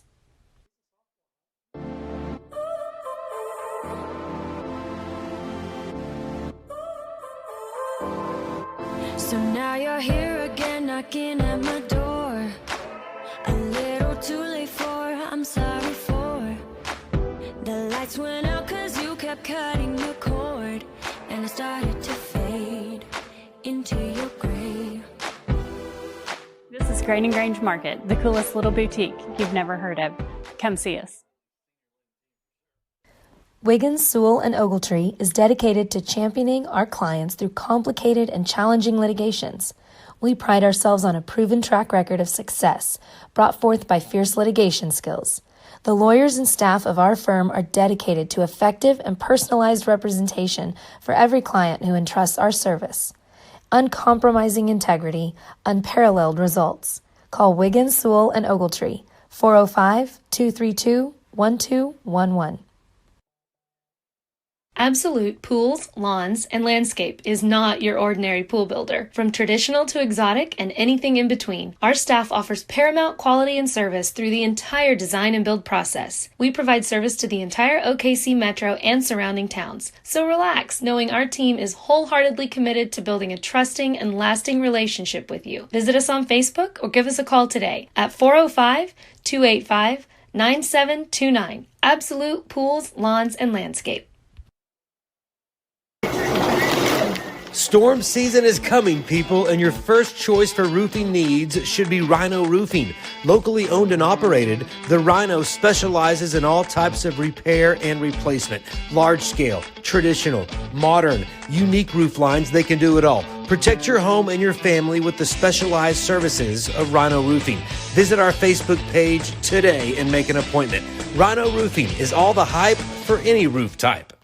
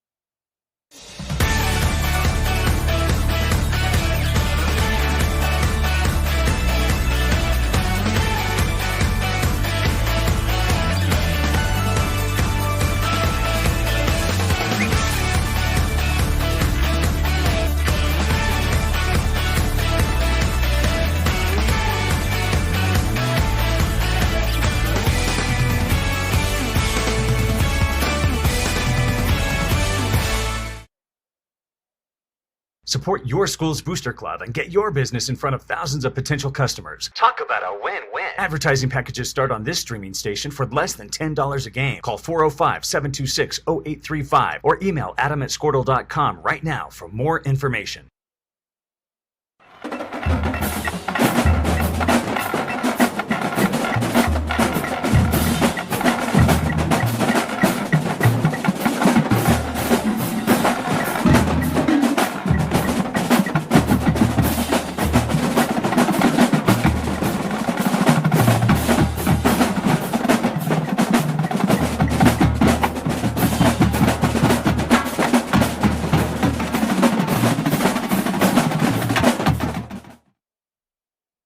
For 31 years and counting, Community State Bank has taken great pride in being your hometown bank. With branches located in Cashion, Dover, and Hennessy, CSB strives to reflect the small-town hospitality these communities are known for. Our friendly staff is here to serve you and provide one of the best banking experiences around, equipping our customers with the latest in banking technology combined with a personal, down-home relationship. Come into one of our local branches or visit us at www.mycsb.com. Community State Bank, small-town banking, the way it should be. Member FDIC.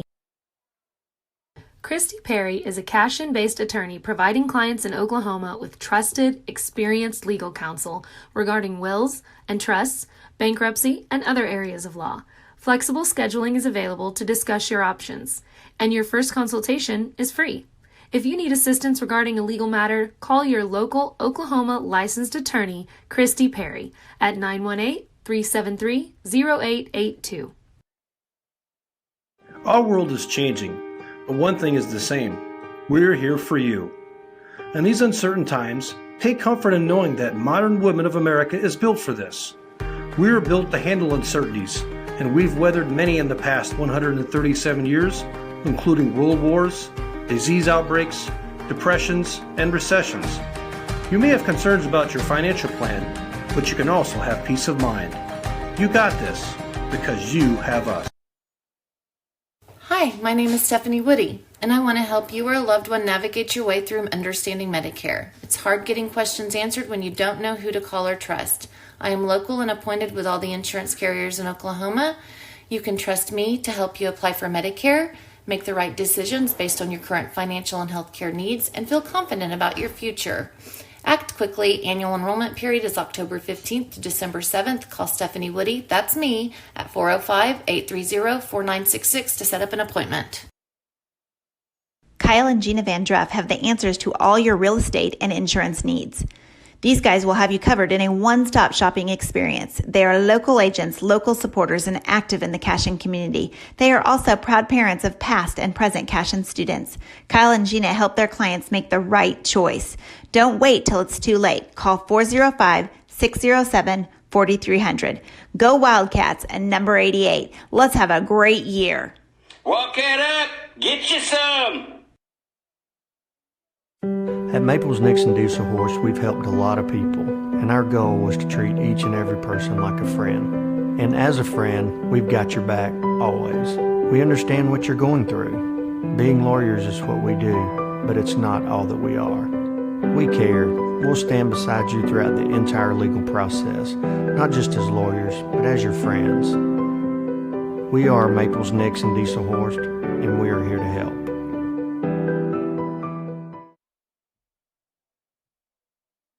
Founded by Jesse and Amy McCracken, Rural Pest Solutions is a Cashion-based, family-owned and operated company. Our focus is on providing the highest level of customer service while effectively treating many common invaders, including spiders, ants, roaches, mice, mosquitoes, fleas, ticks, and termites. Flexible scheduling and superior customer service are our top priority. Call us today to schedule your appointment. 405-283-6565. Cashion FBC is a church seeking to grow in Christ and our love for the body of Christ. With ministries from children to youth to adults, we strive to present the gospel in an engaging and meaningful way. Sunday school meets at 9:45 a.m. and worship starts at 11 a.m. Children and youth meet on Wednesdays at 6 p.m. Please check our website at cashionfbc.org for more information, and we hope to see you this Sunday, located a half-mile east of Cashion.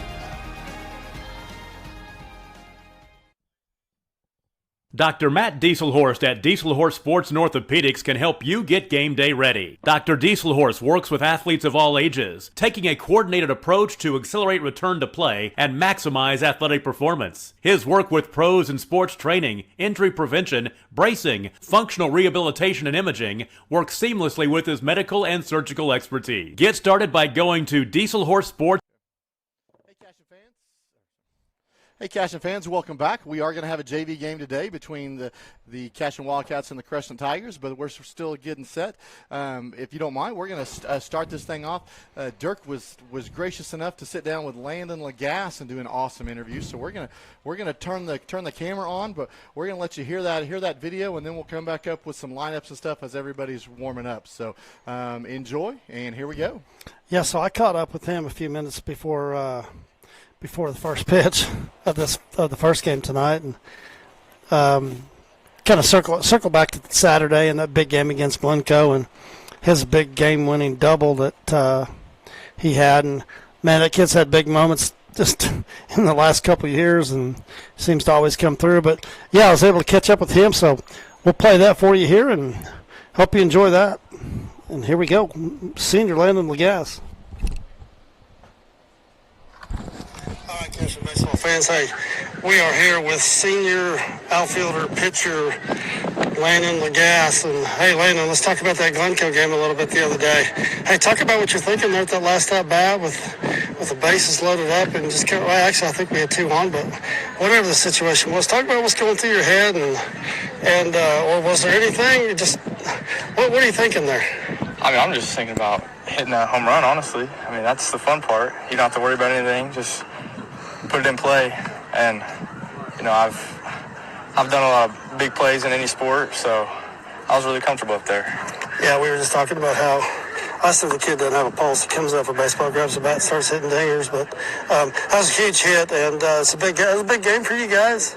Walk away with that championship, but good competition. So, hey, talk about the team a little bit, how you feel about the team, and how you guys are progressing, and then what's in front of you guys? I feel really good. I feel like our chemistry wasn't quite there because we hadn't played together at all very much, and then that Glencoe came, it really all came together. 7-inning game, and we came out on top. Yeah, you guys, I think you got a lot in front of you here. You guys, senior led team, and you guys are kind of, like you said, you kind of want to be playing your best ball towards the end of the season. But hey, talk about a couple things that you're working on, whether it's defensively or offensively, part of your game to get better. What are some things you're working on? I'm just trying to work on my arm. It's not really in shape, and I haven't been able to pitch very well or much at all because I haven't played catch very much, and that's my fault. Well, that'll come, and if we can get you back into the rotation or even in relief, and we get Gavin back, talk about how you guys, what's that pitching staff going to look like? I think it'll be pretty dominant. We can compete in a regional with Dale, and then make state tournament. We can all start and only throw one pitcher a game. Yeah. Well, hey, I just want to catch you for a few minutes. Appreciate your time, and hey, congratulations on that big hit. That was huge, and congratulations on your senior year. I mean, you're having a great one, and I mean, all these guys, all the teams are doing well. But hey, one other question for you, and I'm sure everybody's asking you, what's the plans after high school? I don't know yet. Maybe play football at OSU, but nothing solid right now. So. You sound like Gavin. He's pretty worried about it, but I'm glad I'm not. It'll work out. It'll work out. So, hey, again, thanks. Appreciate it, and see if we can do this later down the road when we get closer to the end of the season and see how you're doing and how you feel about things then. Thank you. All right. That was senior outfielder pitcher Landon Lagasse for the Cashion Wildcats. Appreciate him stopping by and giving me a couple minutes.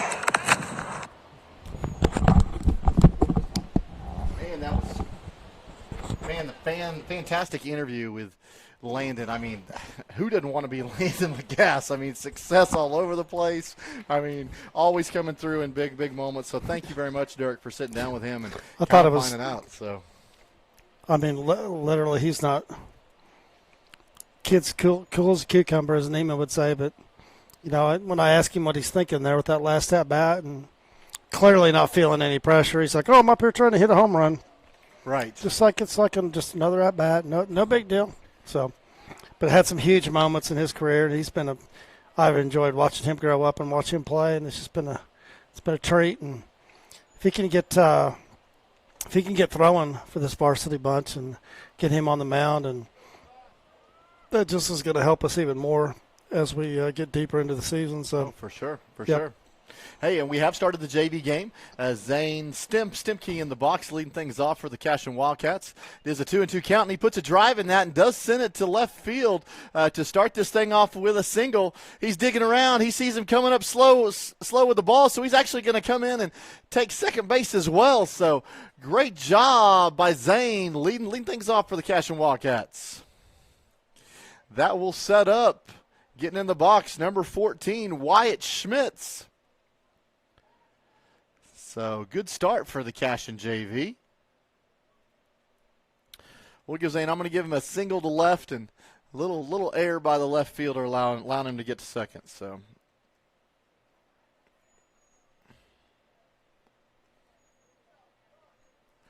and the delivery, called strike to Wyatt. I did get a lineup from Cashion. I went to Crescent to get a lineup, and he said, no, we're good. So we'll have to call out some numbers. We'll kind of go off of the lineup that we had before and go from there. So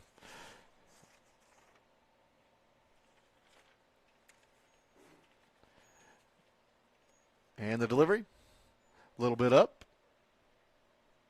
Ball one. Zane with a healthy lead over there at second base on that first pitch. Leading off, shortstop's coming over. Oh, playing the same game. We're going to make the circle around him. And the pitch. And fouled back. Have to be retrieved by a fan. That'll set up 1 ball and 2 strikes for Wyatt.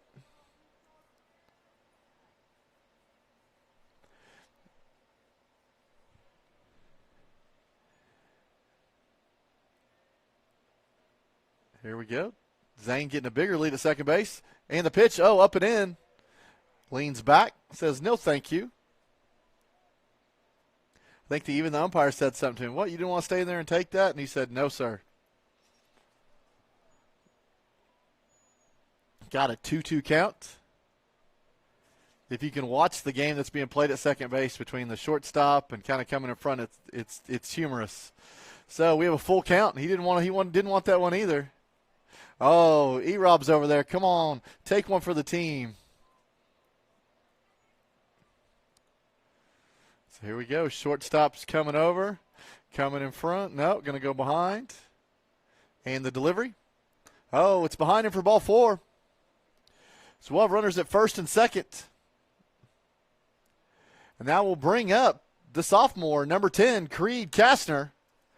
Creed's done great this year. He's come in for the varsity, even through a no-hitter in an opening round of one of the tournaments against Coyle. He's had a big double when we played OCA. He's going to leave that one up. So good to see him get his opportunities.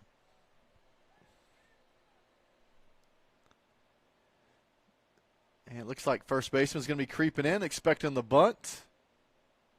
And the pitch outside goes to the backstop. That'll allow the runners to move up to third and second. So 2 runners in scoring position for Creed.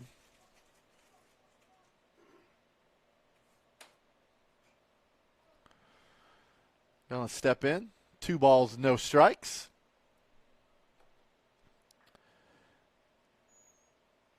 And the delivery. Oh, he's going to put a charge into this, going to bring it high in the air. It's going out to left center, and that ball is going to drop in there for a single. It's going to allow a run to score. The other, it's going to allow Wyatt, who was that? Yeah, it was Wyatt Schmitz to get to third base, and Creed's also going to walk into second base. So we're going to give it a single on that, and going to have runners at second and third. Nice RBI for Creed Kastner.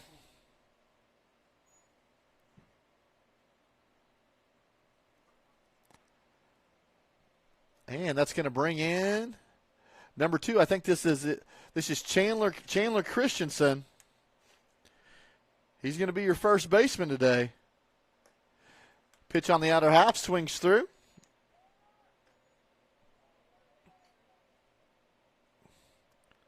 So Creed with a nice little charge in it to left center.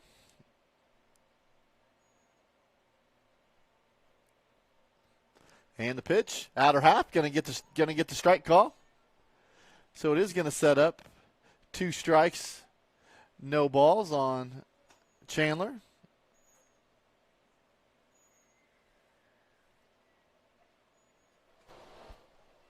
And the pitch. Oh, he's gonna get caught inside. It's just swung through it, and he is gonna be called a foul ball. So he's gonna stay alive. So no balls, 2 strikes. Like to see number 2 get some RBIs here. I'll take anything on the right side. Second baseman's playing almost right up the middle. Oh, and a swing and a miss for the first out of the inning. You can sure I'm back. Oh, hey. Threw that hot dog down, and I'm not going to lie, that might be the worst hot dog I've ever had in my life. Oh, no. Oh, no. Well. Don't recommend the hot dogs. Normally their baseball concession here is really, really good. Maybe I just got a bad one. There you go. But these first 3 kids, it's interesting to watch them compared to the start of the year. They've got quite a bit of varsity time. They sure look more comfortable. Absolutely. Drake Woody in the box, and the first one goes to the backstop, and Wyatt Schmitz will sprint in to score the second run for the Cashion Wildcats JV team. And Creed Kastner will move along to third base as well. So Drake say, hey, I'll let y'all score any way you can. So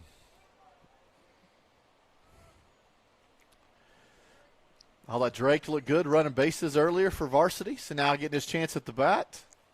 Ball 2.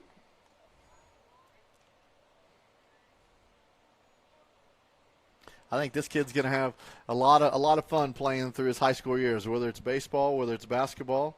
I think he's a great athlete. Ball's down. Ball 3. Got his mother's genetics, that's for sure. Yeah, he has grown a bunch. I mean, just seems like every time I see him, he's gotten taller. I appreciate it. And one day I was calling a basketball game, and I think Cashion was in the tournament, and he was rooting. I was actually calling the game that was on the TV, and he said, "Hey, Derek, I'm rooting for your dad." So I appreciate. I had a supporter, even on the TV. Got one fan at least. That's right. right. That's right. I mean, I have one in the arena, but I got one there. So, and ball 4. So Drake will trot down 90 feet to first base. We'll have runners at the corners.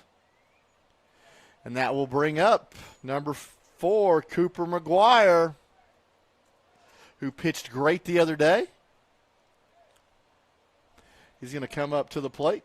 Chance to drive in some.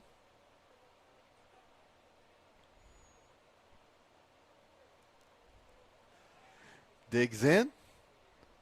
Here's the delivery. Oh, goes upstairs. Wanted to drive and put a charge in that thing to right field. Just missed it. Cooper's dad, Kevin's a CPA this time of the year, so I'm sure he's working hard. But I know he's listening. He's a big baseball guy. It is that time of year. It is. I'm sure Mama Carrie's out here somewhere. And the delivery, it's way outside. It goes to the backstop. And Creed Kastner is going to sprint home to score the third Cashion run. And Drake Withy with huge heads-up base running and a lot of speed going from first to third on the ball to the backstop. Love to see it. Oh, and it looks like we're playing by we do this sometimes in JV games. Once you score 3 runs in an inning, we will change sides and let the other team hit. So Cooper will come back up to the plate when we come back in the second inning. So that'll be 3 runs, and we will change sides going to the bottom of the first inning. So good start. Good start for the JV team. It's a good read by Drake. Oh, man. He runs well, and first to third on the pass ball and just paying attention and said, hey, Coach, I know what I'm doing out here. Good stuff, good stuff.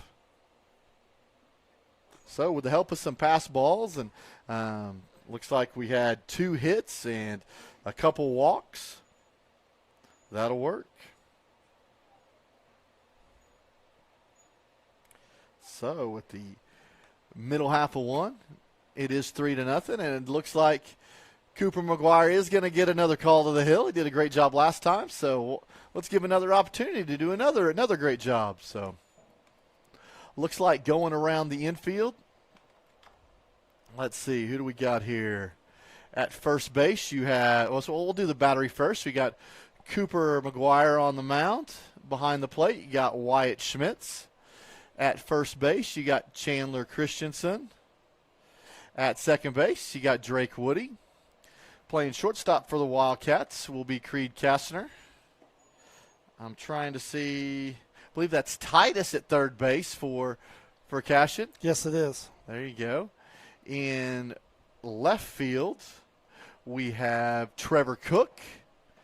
In center field, looks like they made a switch on us. Looks like Zane Stemke's going to play center field, and we're going to have Ryan Yandel in right field. So, getting warmed up here a bit. Looking good on the mound so far. Yeah, I heard that Joey may not have been feeling very well. Still came out and threw well. I don't know what's the matter with him. Somebody said he was a little bit puny, a little bit sick. You wouldn't have known it. Sad because Mom wasn't here. Maybe that was it. Wow. So, but no, hey, I wish I could do things so well when I wasn't feeling well like that. He probably didn't want the wrath of his mother. There you go. Go out there and play. If you got one leg, missing a leg, you're going to play. There you go. That's what I've always loved about Heather.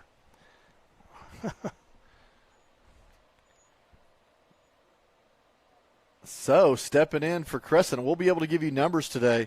This is number 2, Lovett. I believe he played in the first game as well. He was the shortstop. He was, I think, yeah. What is he? Played some shortstop. Yeah, he played some second base. He played some short. Oh, that's right. He was a shortstop. That's right.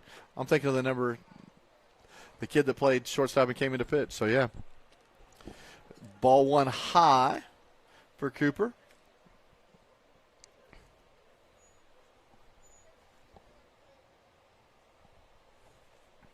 And the pitch right down central, and Lovett will drive that into left field, but they'll bring it in for a single quickly. So 1 on for the Crescent Tigers.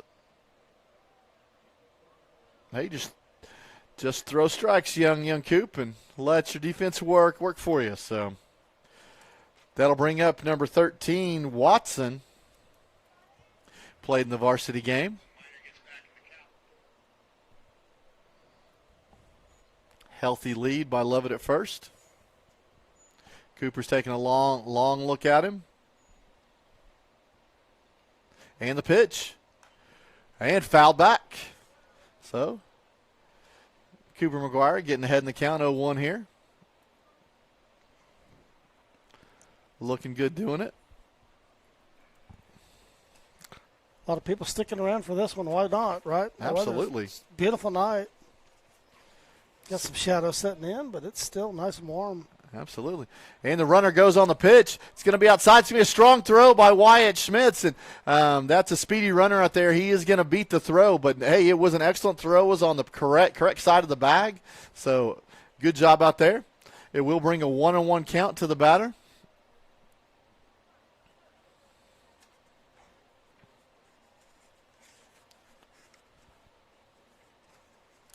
And Cooper looks at his runner at second. And the delivery. Be a little bit up. Ball 2.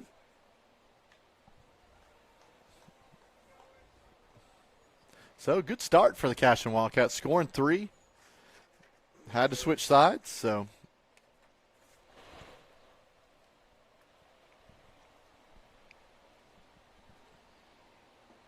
Well, there you go. Swing and a miss. Great job by Cooper McGuire. Getting him on that, setting up a 2-2 count. I see Dirk over here. He's loaded up the OSU Wichita State game for us to get a little double baseball action. So a little bit of history there. Oh, for sure, man. Some great games. That series goes back just. Oh, looks like runner was taken off. Cooper throws to third. Titus catches it, puts the tag down, and that will get the runner going to third out. So that's a nice job by him, and he didn't panic. The runner took off, and he just calmly stepped off the back and made a nice throw. Hey, Titus put the tag on him. Absolutely, no need to panic. And cool, calm, and reserved. Just made the play happen. So a lot of kids balk right there, but he kept his wits and stepped off and made a nice throw. We'll have the 2-2 delivery by Cooper McGuire. And it's a swing and a miss for the strikeout.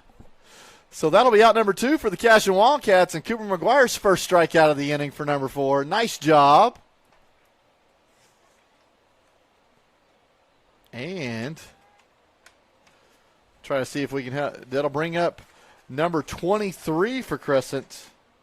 I have that as being Biggs. Also played in the varsity game.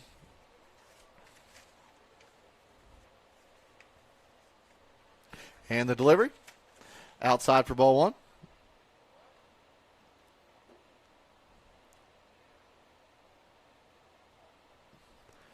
We got some running going on in the outfield. Yep. I mean, is that Joey? Yeah, that's Joe. You know, kind of get the blood flowing after. I know he only threw 42 pitches, but get the blood flowing and keep it flowing and let those arm muscles recover. Absolutely. Great pitch by Cooper McGuire, setting up a 1-1 count right here. And the pitch. Oh, it's going to put a drive in it. That ball's going to go out to right center. Both center fielder and right fielder going back. Yandell picks it up.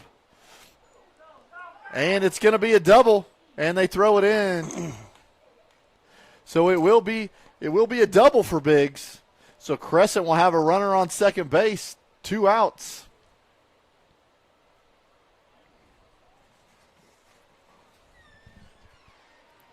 So we'll see what Cooper McGuire will do. He got the last runner going to third. Sure, we'll see a different move here.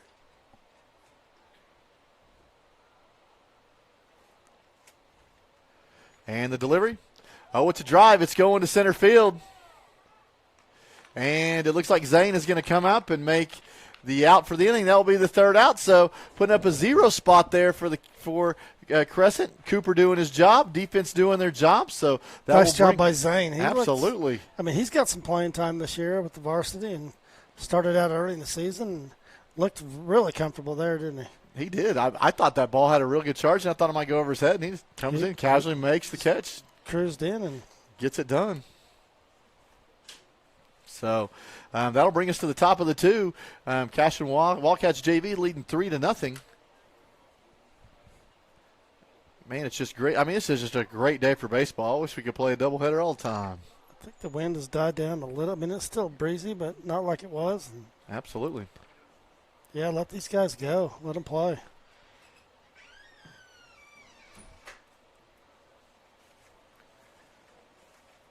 So let's see. Waiting on a catcher to come out there to warm up number 17. Umpire's coming over, having a nice chat with Coach Mounts over there. Watching Max walk by with his cleats on his bats. I think I'll be able to get my entire leg in that shoe. That's funny. Like about a size 15 or bigger. Man, it's like a Sandlot moment, you know. Have the cleats on the bat, walking out of the ballpark and walking around. So, and here we go. Little warm up. Pitchers get out there and warm up. Man, I like the cutaway around home plate. They've done it kind of look like a home plate. It's kind of neat, kind of different. So. Always had that, and this field's always been in good shape. Just since they built this complex, I don't know what I'm gonna say. Golly, I want to say maybe 08 might have been the first year for it. Really? So yeah. This thing's pushing 5th. I wouldn't have guessed this was a 15-year-old ballpark. Not at all. So yeah, they've added a few things as they've gone on, and Coach Booth always has this thing in good shape. I went out there to get lineups, and man, I wish my grass in my yard was like that. I mean, it's plush. It is that just awesome. means you got to mow it more. I guess I got to put the right fertilizer. I get. This is a different kind of grass than I got. So I've done nothing with mine. Drive by my house, looks like a pasture.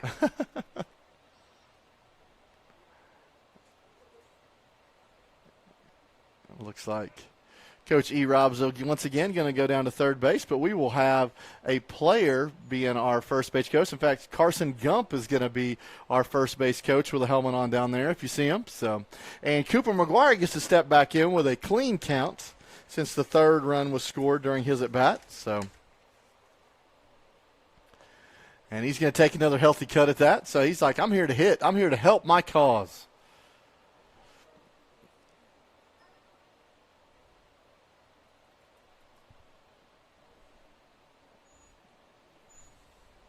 And the delivery. Outer half and decides to say hello to the teammates, fouling it off that way. So bring up 0-2 count for the young pitcher.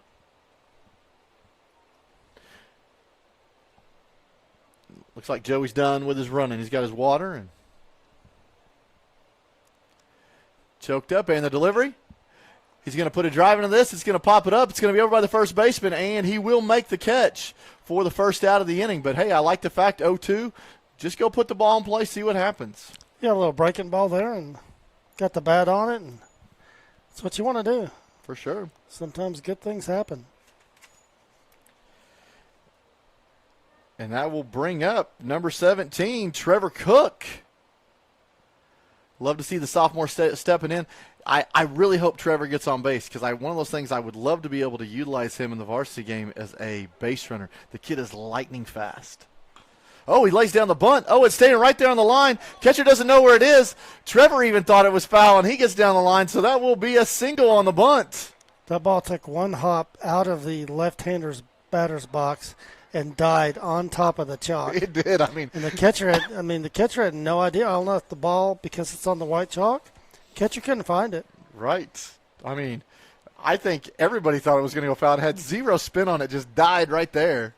So that'll bring up Eric Yandel. Ryan Yandel. I went to school with an Eric Yandel. I apologize. He'll get the ball up and in, swing through. So bunt single for Trevor Cook with one out.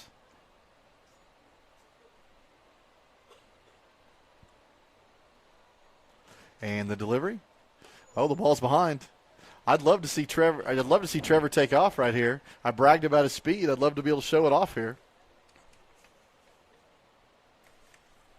A 1-1 count to the senior.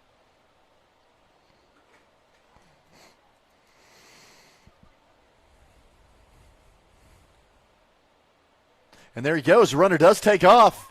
The throw is down. He's there in plenty of time. So the ball was up. So, well, bring a runner to second base, being Trevor Cook, and Ryan Yandel with a 2-ball, one strike count. See if he can drive him in here.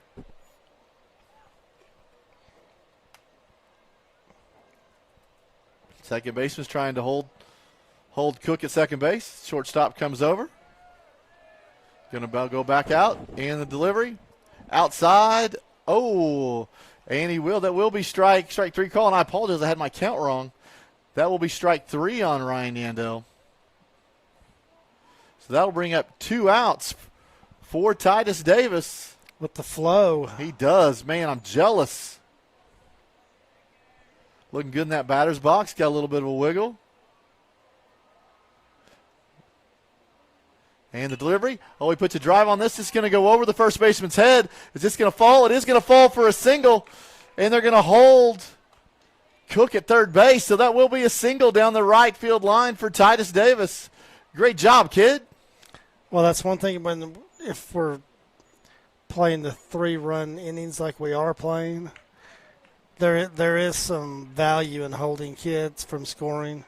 It's going to allow you to get more kids, more at-bats for these kids. And Eric's holding him up at third. We've got a 3-0 lead, and, it's important to get as many at-bats as you can. And for sure. It's a good job there. So that will bring the top of the order back around. So Zane Stemke's coming back up. He had a single with a hard ground ball to left field last time. He'll foul this one off.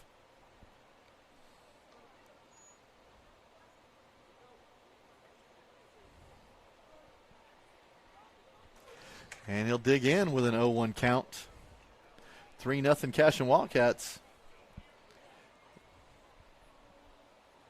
See if he can put one back in the same spot. It'll roll a long ways if he puts it in that same spot. So that ball's up.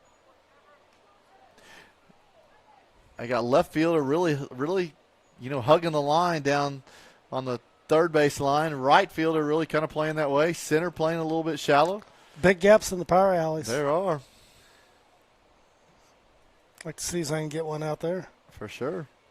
The delivery. Oh, it's going to be a pop-up. It's going to be right on the third base line. Pitcher's going to come over, make the catch for the third out of the inning. So Cashion will strand runners at first and third. But that I'm trying to think, did we score that inning? Trevor was at third. I do not believe he did. So we'll leave it at 3-0. So we will take a break as we head to the bottom of second to hear from some of our great sponsors, and we'll be back to finish calling the JV game. Orthopedics. Let Dr. Matt Dieselhorst get you back on the field, backing all Oklahoma athletes on the field and off.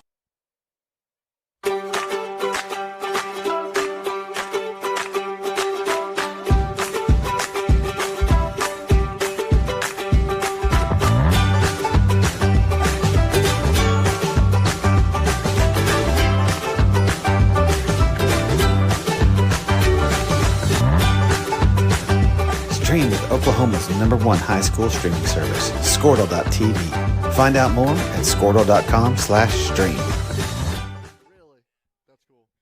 Legacy Insurance and Financial Services is proud to be on Main Street in Cashion, Oklahoma, supporting our Wildcats while riding business throughout Oklahoma and surrounding states. Legacy agents who share over 40 years of experience will shop many carriers to fulfill all of your insurance and investment needs. We welcome face-to-face meetings, but if your needs require an online virtual relationship, we are versed at those too. Let the team of Chris Gibson, Chris Cochran, Aaron Phoenix, and Christina Branson at Legacy Insurance and Financial Services help you build your own legacy, one you will be proud to live and to leave.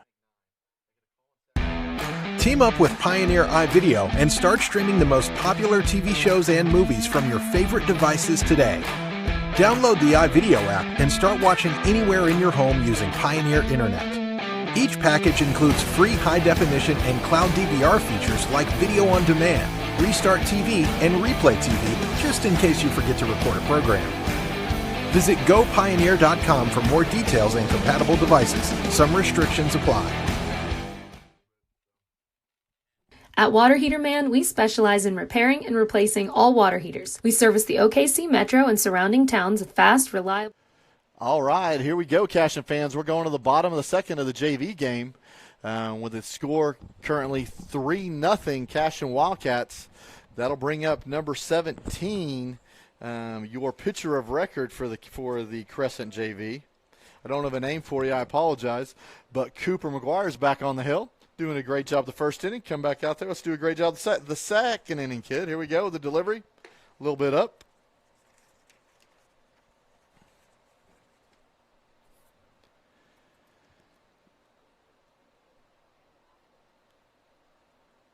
White's doing a great job behind the plate as well.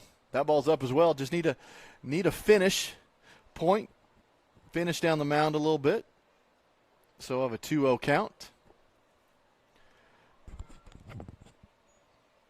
Looks like same defensive alignment for the Cashion Wildcats. That ball's right there on the outer half of the plate for a called strike. Great job. It's a 2-1 count.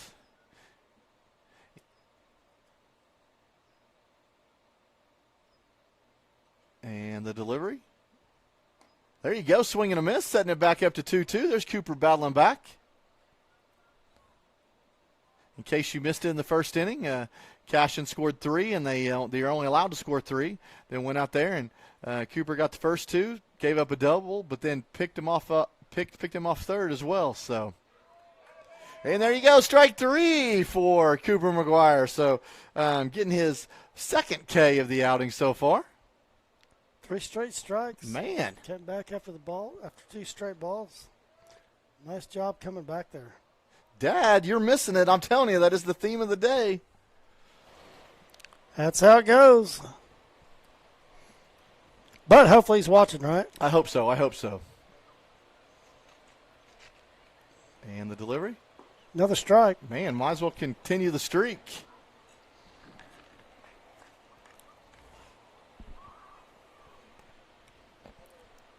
In case you just joined us, the varsity game was a faster one. Cashion won 13-0. So going to, what does that make it, 11-1 on the season? That moves them to 11-1 and rocking and rolling. So is that, I believe that's what, 10 in a row? Is that right? I think they were 1-1 at one point. They played Glencoe in the first round. That's exactly of that, right. We lost second game to Glencoe and haven't lost since. And Cooper to throw it in there. There'll be a foul ball down there. So outside of the Glencoe game here just last weekend, I think, for the most part, except for maybe one of the games in Pioneer, they've been run rules. I think you're right. A lot of double-digit scoring for sure. So, outside. Well, we've talked batter about almost went. Talked about that offense and just up and down the lineup. There's a lot of sticks, a lot of kids that can hit for average and power, and really starting to see that come through. The delivery from McGuire, a little bit up, and that will be ball 4. So Crescent will have a runner on first with 1 out. And that'll bring up number 15 for the Crescent Tigers. We'll see Cooper's pick move at first base here maybe.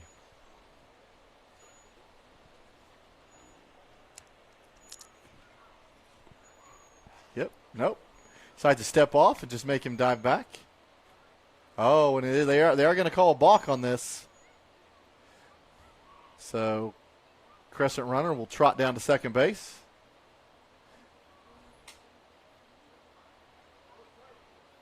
And we'll have a runner on second.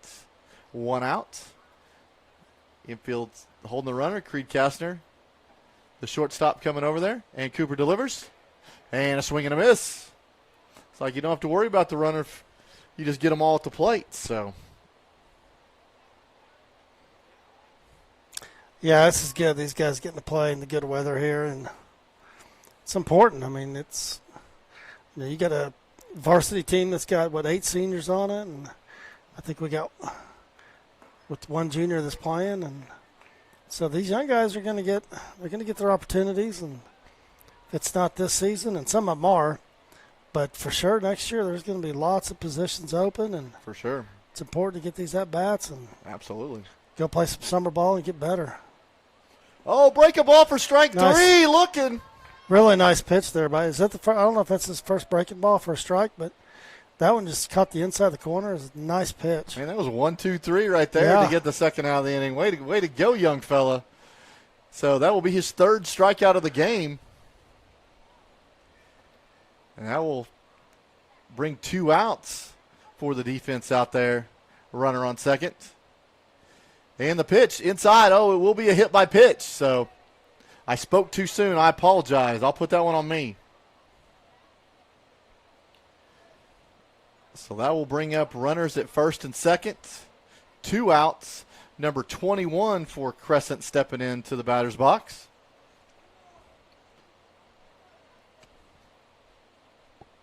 Here in the bottom of the second inning.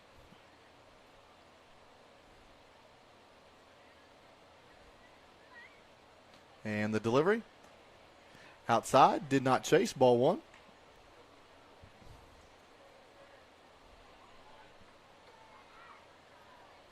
Looking around, there's kind of a big gap in left center just a little bit. And the pitch, going to go straight back over our heads even.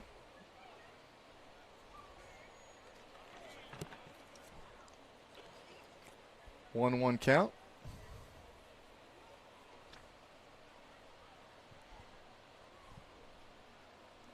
And the delivery. Slow and outside. White Schmidt's doing a good job of blocking that ball from going any further. Yeah, nice job by White sliding out there and got runners on. You got to be a wall. All right. White got some varsity time and some scrimmages behind the plate a little bit. So sure it was did. Good to see. Yeah, and he's run some bases, and that is one good thing about getting some big runs big run and some big early leads in some of these games, allow some of these young guys to get in and get some of that varsity time, and then these JV games, they can work on their game. And Cooper just releasing that one a bit high, so that will be ball 4. That will load the bases up. So, and I believe, what do we got getting the bat? It looks like I couldn't get a number there. I apologize. So we'll see if Cooper McGuire can work out of the jam. Goes outside, does not get the batter to chase. It is number 11 for Crescent, who is your hitter.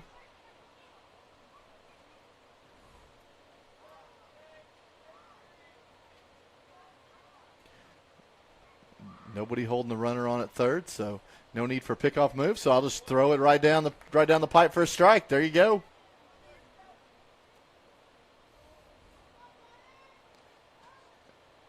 There you go. Still a healthy crowd out here. And the delivery. There you go. Swing and a miss for strike 2. Cooper back with some confidence. 1-2 count. Seeing if he can shut down the side right here.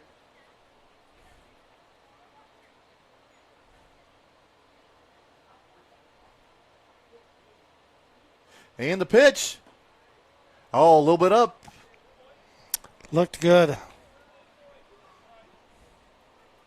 2 balls, 2 strikes. Keep your head up, big fella. Just go after him. And the pitch. Swing and a miss for strike 3, and that will end the inning. I believe Cooper McGuire getting all 3 strikeouts that inning to give him 4 for the game so far. So awesome job holding those Crescent Tigers at bay, not allowing them to score. Strikes out the side. Man. Way to go. So that will bring us to the top of the 3rd inning. 3-0 Crescent. Young fellow looking good out there. And if you don't mind, since they're going out there a little slow, we're going to hear from our sponsors, and we'll be right back. Service. We keep our vans fully stocked with essential parts needed for basic repairs, and new tanks are always on the vans ready to go. We offer free estimates on all jobs with financing options available. We match manufacturer's warranty for all newly replaced water heaters. We'll get your water heater back up and running as fast as possible so you don't have to put your life on hold waiting for service. Give us a call today, 405-844-TANK. That's 405-844-8265. Go Wildcats!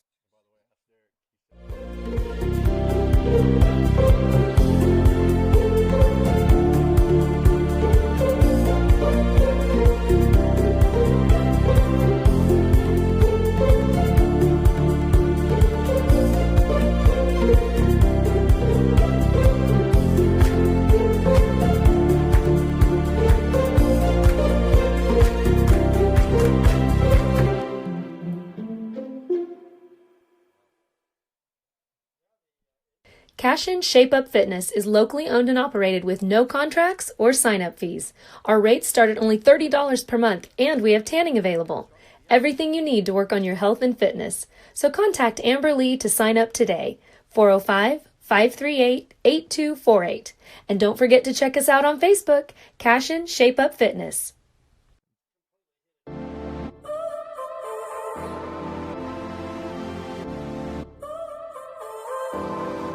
So now you're here again, knocking at my door. A little too late for, I'm sorry for. All right, guys, we are back. Top of the 3rd in our JV game. Wyatt Schmitz up to bat. First pitch he swung through for a strike. So, and outside for ball 2.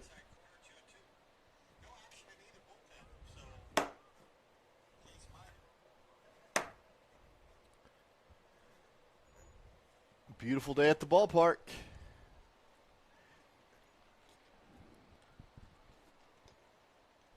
Wyatt set for the delivery. There you go. Called strike. But you can just tell these first couple kids that have gotten to play quite a bit. I mean, Wyatt looks comfortable. He looks comfortable up there. Looks like he knows what he's doing. And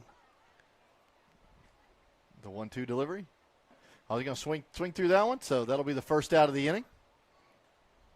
Man, if this doesn't say Oklahoma baseball, I don't know what does. If you can look over the right center field wall, you got cows in the pasture over there. Wheat field, of course. Man, the oil field in left field. So, no doubt, this is Oklahoma baseball for sure. And that brings up Creed Kastner. First pitch called strike.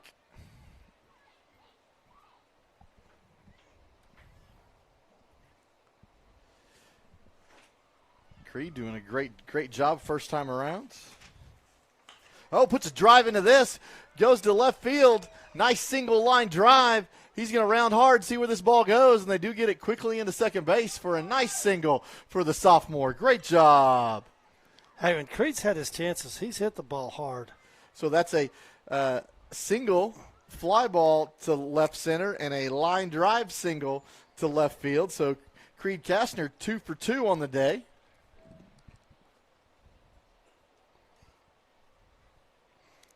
That brings up Chandler Christensen with one out.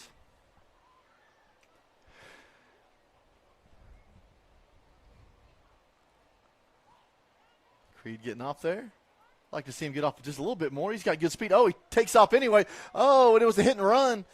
And Chandler pulls that just foul. So Creed will go back to first base. It'll just be a strike on the batter.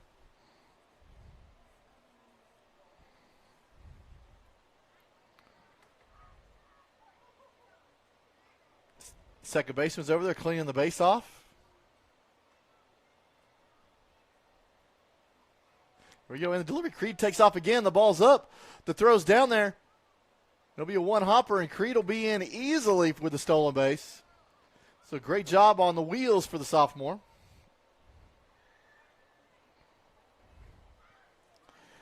Be a runner at second base for Chandler Christensen. 1-1 count.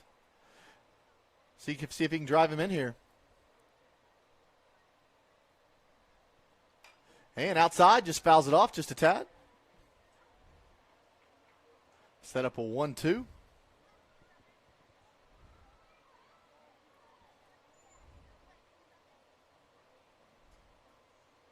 Shortstop looking to hold Creed. Going back. Second baseman coming in. And the delivery. Oh, it was a great pitch, but it got away. It is strike three, but it's a drop third strike, so it'll go to the backstop, and Chandler Christensen will get on at first base, and it also allows Creed Kastner to get to third base. So you'll have runners on the corners with one out for Drake Woody coming to the plate.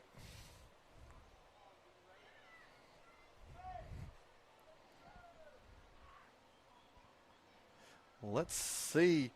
Drake last time walked, but I know he's a hitter that wants to go in there and do some damage here.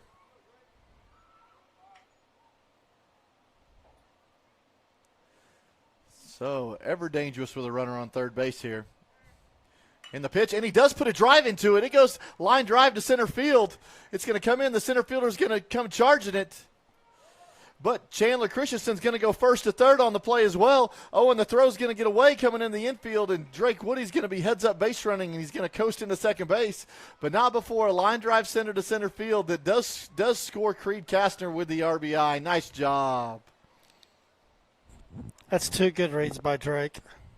I mean, I'm telling you. He, ball Good goes stuff. past second and looks up at the bag. There's no one covering the bag. The ball's in the middle infield and moves his way over to second. He didn't waste any time putting that ball in play either. And that brings up the pitcher, number 4, Cooper McGuire. Takes a healthy cut at the first one. I'd like to see something on the right side. Teach these young kids, hey, let's play some team baseball. Drive them in this way. And pitches on the outer half for a called strike.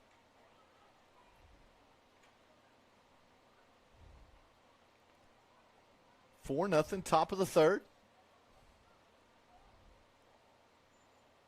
And the delivery. It's down there. Oh, man, puts a huge shot on this. Going to center field. Center fielder fighting the sun. He does make the catch. The tag is coming at third. And Christensen will score, making the score 5-0 Cashion Wildcats. So nice sacrifice fly by Cooper McGuire helping his that ball's cause. well hit. Oh, man. Pretty nice play by the center fielder there, but that ball was well hit. And getting up there doing your job, knowing something to the outfield's going to score a run and absolutely hit that ball well. Very well. So that'll bring 2 outs. If they score one more run this inning, that'll be the end of the inning as well. So there's a runner on second base, speedy runner at second base.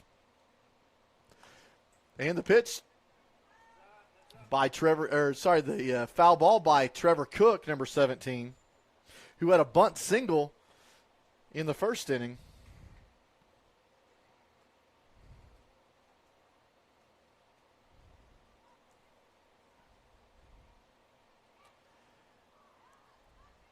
And the delivery. Oh, he'll foul this one off as well. She'll have 0-2.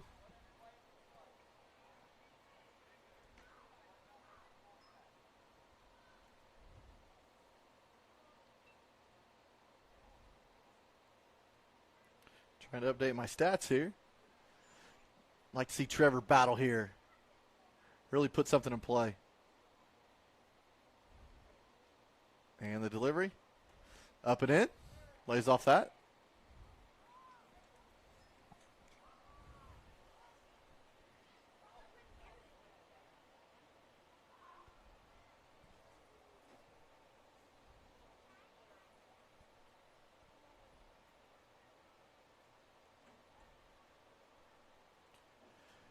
And the pitch. Oh, Trevor puts a charge in it. This thing's going to go to right center. It's going to drop in there for a base hit. It is. He's going to try to turn this into 2, and he does get a double out of this, and it's also going to score Drake Woody from second base, and that is going to be an RBI, and it's going to be your 3rd run of the inning, so they will change sides. But once again, a 3 spot. It's the max the JV can get here. So but you weren't kidding. He's got wheels. He does. I'd love to be able to utilize that. He can go. So we got 6-0 Cashion. And we're going to go to the bottom of the 3rd. So we will be back for the Crescent half of the 3rd inning after we hear from our sponsors. The lights went out 'cause you kept cutting the cord, and I started to fade into your grave. This is Grain & Grange Market, the coolest little boutique you've never heard of. Come see us. Wiggins, Sewell, and Ogletree is dedicated to championing our clients through complicated and challenging litigations. We pride ourselves on a proven track record of success, brought forth by fierce litigation skills. The lawyers and staff of our firm are dedicated to effective and personalized representation for every client who entrusts our service. Uncompromising integrity, unparalleled results. Call Wiggins, Sewell, and Ogletree, 405-232-1211. Absolute Pools, Lawns, and Landscape is not your ordinary pool builder. From traditional to exotic and anything in between, our staff offers paramount quality and service through the entire design and build process. We provide service to the entire OKC metro and surrounding towns. So relax, knowing our team is wholeheartedly committed to building a trusting and lasting relationship with you. Visit us on Facebook or give us a call today at 405-285-9729. Absolute Pools, Lawns, and Landscape. All right, guys, we're back for the bottom half of the JV game. Cooper McGuire still walking out there on the hill, and why shouldn't he? Doing a great job. Has a shutout right now. As far as I know, only giving up, was it 1 hit maybe? So did a nice job last inning coming back and walked a couple and then ended up striking out the side last inning. Right. Did a nice job. That'll bring up number 3 for the Crescent Tigers. Sorry, I don't have a name for you. Looks like defensive alignment still the same for the Cashion Wildcats. That's old number 3. There you go. Just letting you know, across the infield, you got Cooper McGuire on the hill. And, the batter's going to square to bunt. That's going to be a little bit high.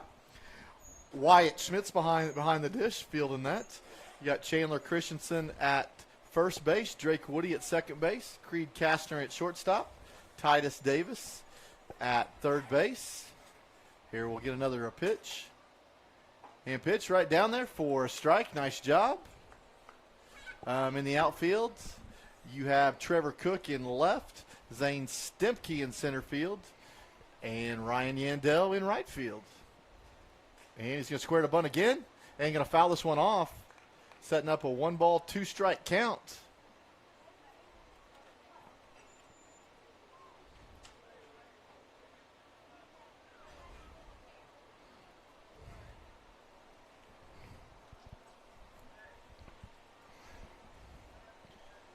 And let's see if he can get himself another strikeout here.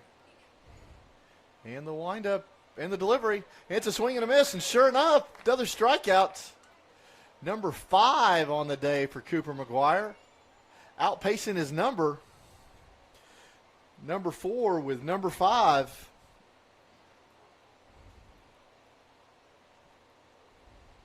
So rocking and rolling on the hill.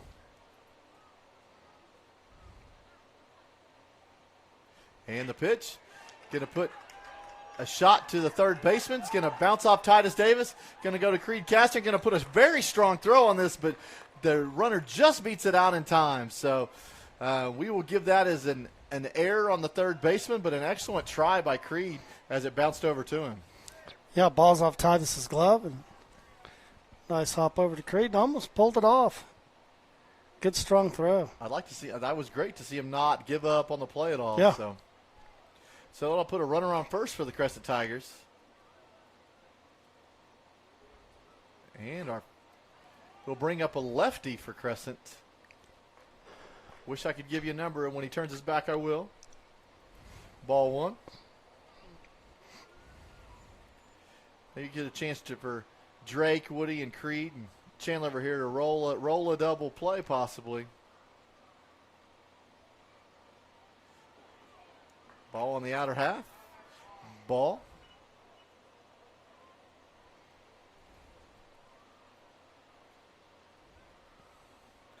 Outfield shading that way for the hitter to pull it just a little bit. And the pitch up for ball 3. So young Cooper McGuire just trying to get settled in, see if he can come back and battle on this batter.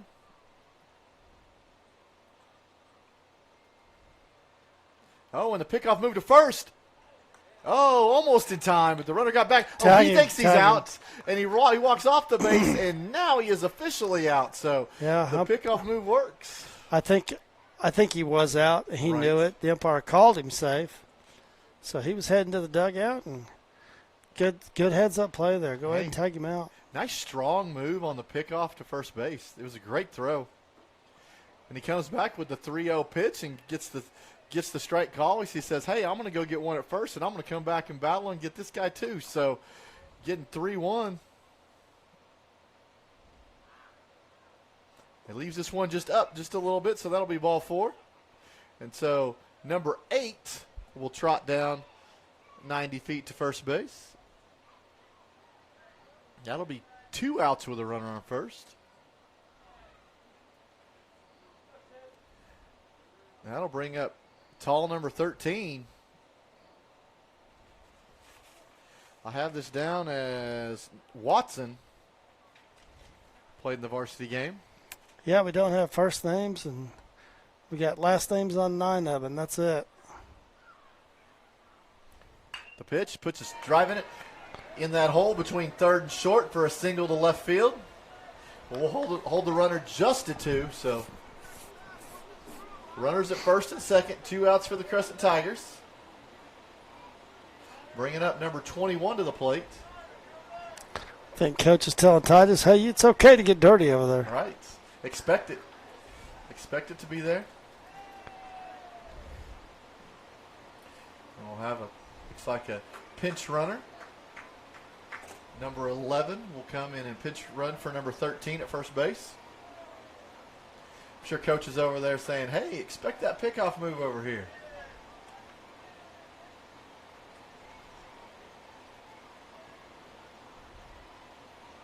And the delivery. A little bit inside, ball 1. I'm looking over at Titus over there. One thing I wish coaches would just say, hey, hands off the knees, be ready. Hey, especially with a runner on first and second, ground ball to you could easily grab this and go touch third base. So just be ready to make a play. Start your feet when the pitcher starts. All right. And the pitch. Ball's down. Nice stop by Wyatt behind the dish.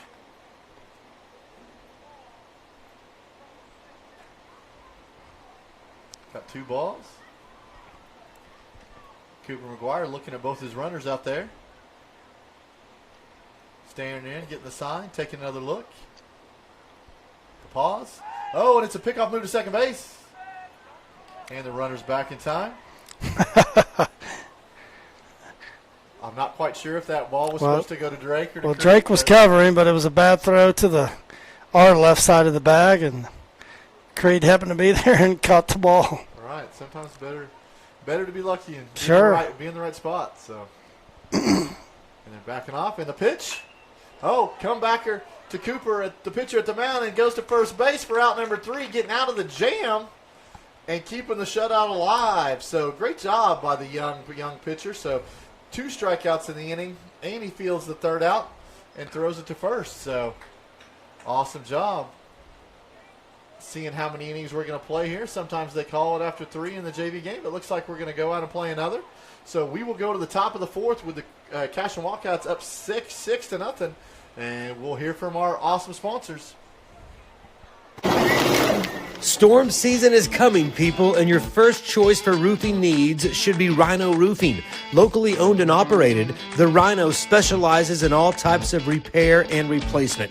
Large scale, traditional, modern, unique roof lines, they can do it all. Protect your home and your family with the specialized services of Rhino Roofing. Visit our Facebook page today and make an appointment. Rhino Roofing is all the hype for any roof type.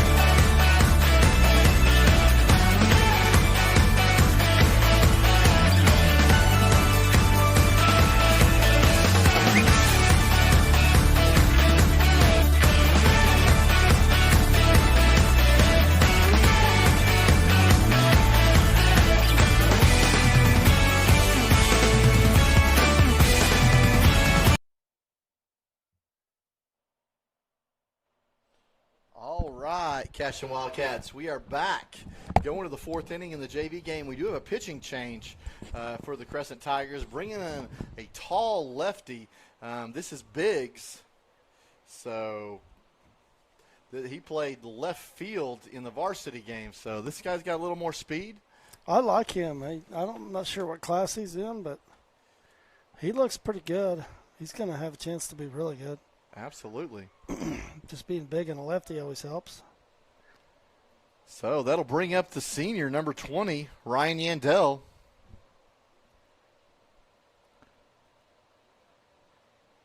Let's see if they can continue to build on this lead. And the pitch. Swing through by the senior for strike 1.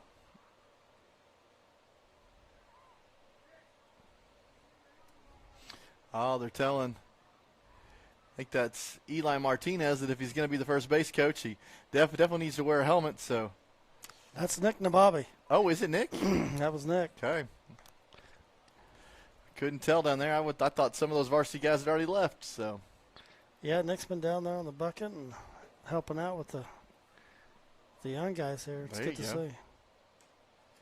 There you go, ball 1. So it brings the count to 1 ball, 2 strikes for Ryan Yandell. Had a great hit in the game yesterday. Yeah, that's good to see. I mean, he's out here working hard. And he is.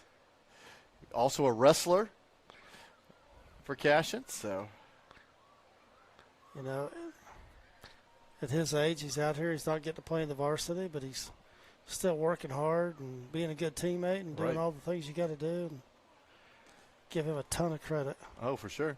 That brings he fouled that one off on a 2-2 pitch, so. Digging in there. I'd like to see him find a smash here. big, tall kid. Ball inside, being smart about it. Brings the count full. Started off 0-2.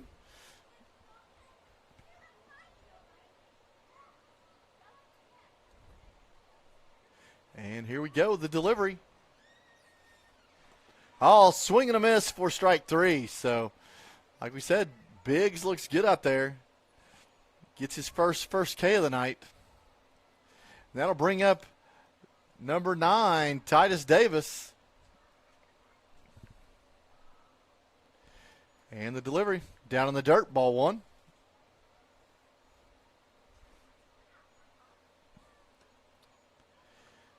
Maybe Titus will hit a few down to third base. Give him some action in return.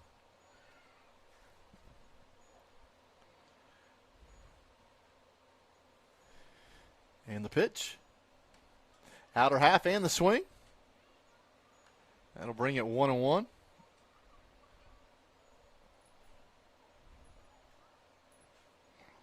Like to see Titus get into one here.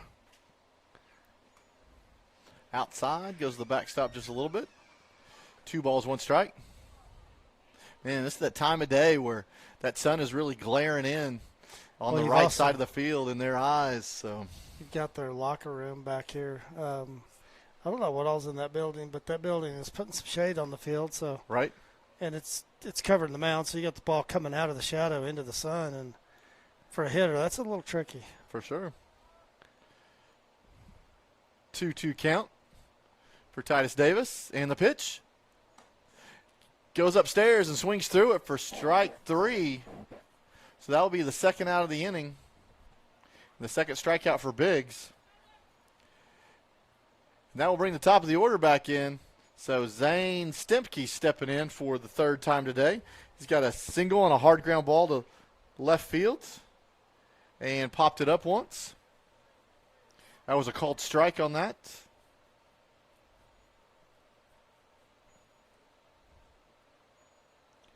And the pitch swings through that one. So setting up an 0-2 count.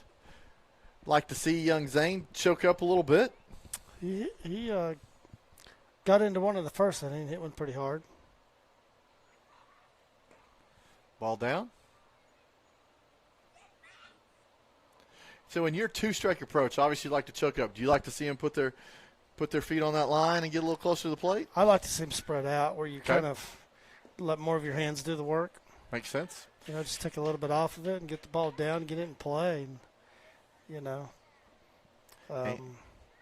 it's just part of it, you know. Any kid that goes to the plate needs to have a good plan. And, you know, you get in 2-strike situations. And, you know, if you're up there taking just full swings and, you know, let your hands work and chuck up on the bat. And there you go. Well, he does take a healthy cut at that. It is strike 3, so Big striking out the side there. But, hey, Cashion's got a 6-0 lead, and they're going to go back out there and play some defense. And going to the bottom of the 4th, it looks like Cooper McGuire is going to be our pitcher of record still, so no defensive changes. We'll go to our sponsors, and we'll be back with the bottom of the 4th inning. Support your school's booster club and get your business in front of thousands of potential customers. Talk about a win-win. Advertising packages start on this streaming station for less than $10 a game. Call 405-726-0835 or email adam@squirtle.com right now for more information.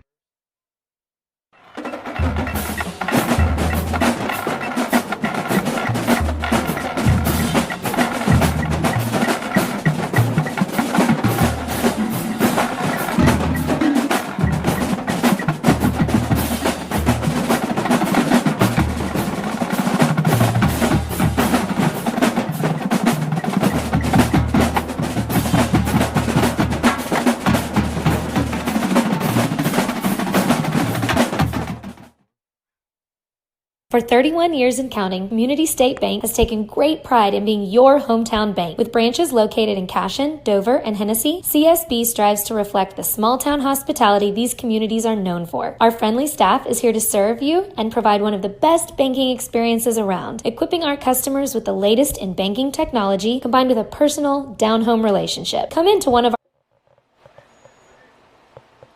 right, we're back to the bottom of the fourth JV game. Cashion Wildcats 6, Crescent Tigers 0. Cooper McGuire having a great showing out there. 5 strikeouts on the day so far. So he steps in to deliver. Just got to get a little warmed up this inning, that's all. I believe that's going to set up number 1. I had originally Cox from the varsity team as number 1. So now ball's up for ball 2.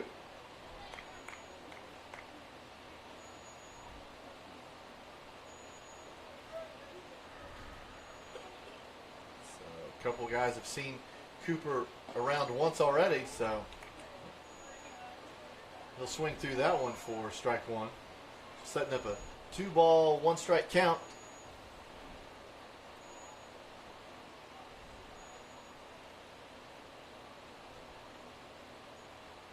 And swings through that one.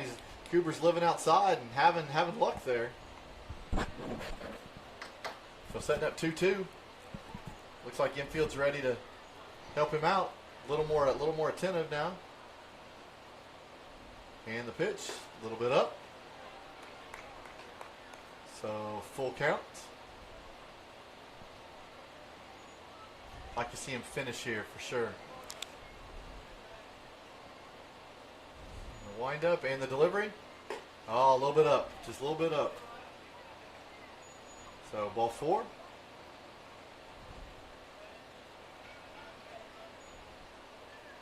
That'll bring up number 16, Lighty, your right fielder from the varsity game. And he'll be a pinch runner at first base. So let's see what the JV can do here to stop the Crescent Tigers. Small lead at first base. And the pitch just off. Look good from here. It did. Coach Booth coming behind home plate, making his walk to first. And the pitch, a little bit down. Gets away from Wyatt Schmitz just a little bit, but it will allow the runner to go to second base. So, if they're going to keep this shutout alive, they're going to have to do a lot of defensive work or a lot of good pitching with a runner on second and nobody out.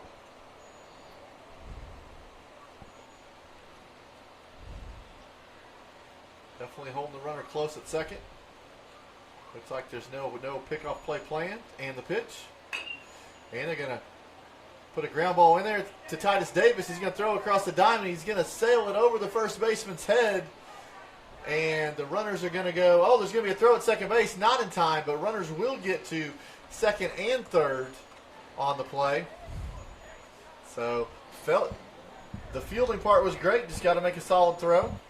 And we get that runner probably, but that will set up runners at second and third with nobody out. Bringing up number 23, Biggs, your pitcher that struck out the side this last half inning.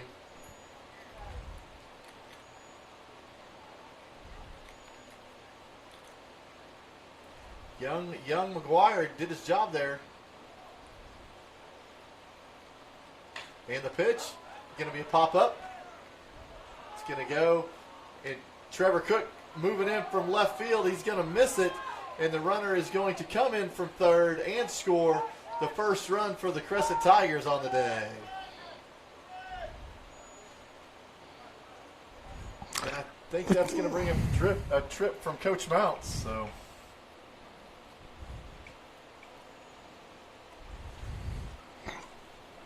let's see what we got here.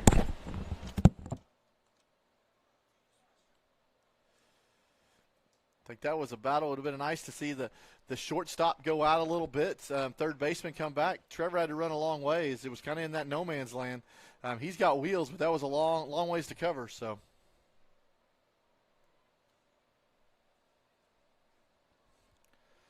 Coach Mount's having a talk with the infield,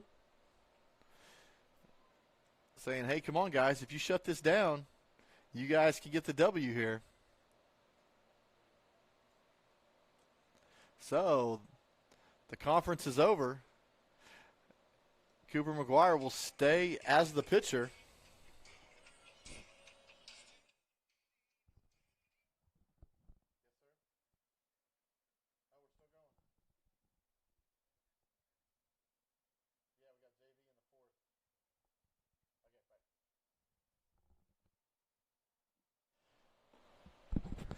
All right, and the delivery. Swing through for strike one. So the conference helped get a first pitch strike.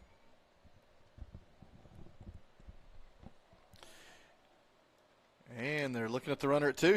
He's delivering to the plate. Oh, Creed Cashion going to catch this on the line drive. He's going to catch it and tag the runner at second base and go across the diamond for the triple play. So Cashion gets out of the inning with only one run. I'll recap that again. Line drive to Creed Cashion at shortstop. Tags the runner that was at second base going to third and throws across the diamond to Chandler Christensen at first base to get the runner who had not gone back to first base yet for the triple play. So great job by the Cashion JV getting out of the jam. So we will be going to the top of the fifth. That holds the score at Cashion 6, Crescent 1. We'll be back in just 1 second. Our local branches or visit us at www.mycsb.com. Community State Bank, small town banking, the way it should be. Member FDIC. Christy Perry is a Cashion-based attorney providing clients in Oklahoma with trusted, experienced legal counsel regarding wills and trusts, bankruptcy, and other areas of law. Flexible scheduling is available to discuss your options, and your first consultation is free. If you need assistance regarding a legal matter, call your local Oklahoma licensed attorney, Christy Perry, at 918-373-0882. Our world is changing, but one thing is the same. We're here for you. In these uncertain times, take comfort in knowing that modern women of America is built for this. We are built to handle uncertainties, and we've weathered many in the past 137 years, including world wars, disease outbreaks, depressions, and recessions. You may have concerns about your financial plan, but you can also have peace of mind. You got this, because you have us. Hi, my name is Stephanie Woody, and I want to help you or a loved one navigate your way through understanding Medicare. It's hard getting questions answered when you don't know who to call or trust. I am local and appointed with all the insurance carriers in Oklahoma. You can trust me to help you apply for Medicare, make the right decisions based on your current financial and healthcare needs, and feel confident about your future. Act quickly. Annual enrollment period. All right, Cashion Wildcats, we are going to the fifth inning in the JV game. In case you just missed it, exciting triple play by the Cashion JV to shut the door on the Crescent Tigers there in the bottom of the fourth.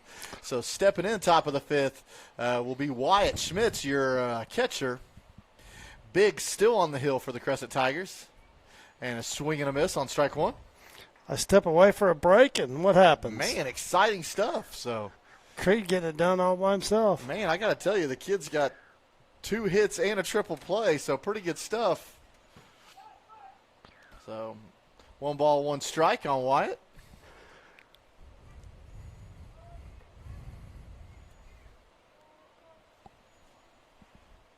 So, and the delivery.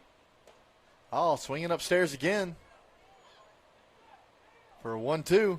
He's getting encouragement from the Cashion dugout. Wyatt's got a nice swing. He does. Looks good, fundamentally sound. Smooth. It's just one of those kids that as he gets stronger and is able to swing the bat a little harder, and right, it's going to be a good player. And that's all it is. There's that big jump from freshman year to sophomore year. Just kids in size, and it's just a matter of time. Inside, ball 3, so runs the count full. You know Biggs is going to come after him here, so be a hitter, kid. Oh, and it's up and out, so it is ball 4. Nice job being the leadoff. So I'll put a runner on first for the red-hot Creed Cashion. 2 hits, a triple play. I think he also had another put out in the game, so here we go, kids. Stay hot. Oh, pickoff move to first. Wyatt's back in time. Ball gets away. Oh, he's going to take off for second base. First base is going to pick it up, going to throw down there. Oh, and he drops it, but Wyatt decides to go back to first base. They're in a pickle. It's going back and forth, dropping balls, but picking them up just in time to field it. And the ball's going to get away, and he is going to make it to second base safely. Man, this game's exciting. He just ran about 1.5 miles right there. Right. I would be done for the day. Oh, I would have pulled a hamstring running to first. So yeah, that was a good job there. I mean, probably could have slid into second, been safe initially. Didn't know the kid was going to drop it, but slammed on the brakes and man, good athlete. Wonder if he's going to steal here, if he's got any breath left. So Creed Kastner stepping into the box. Ball's in the outer half, gets called strike.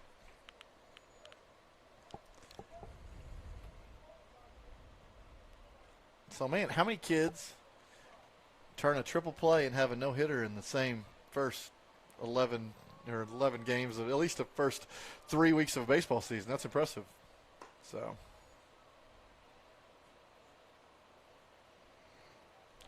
ball up. I'd say a very, very small percentage. I think it's safe to say. Most people are never involved in a triple play. No, not at all. And swinging a miss upstairs, so. A little bit late on that one to see if he can make an adjustment. I'm going to yell to him because this helped the other day. Choke up!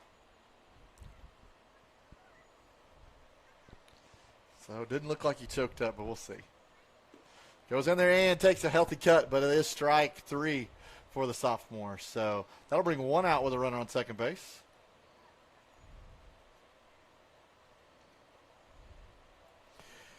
And that will bring up Chandler Christensen, the first baseman. Yeah, I think Creed's going to be a good player. He hits well, and, just got to work a little bit on his arm strength and his defense. But clearly, put him up there to play. He's proven he can hit. Oh, absolutely.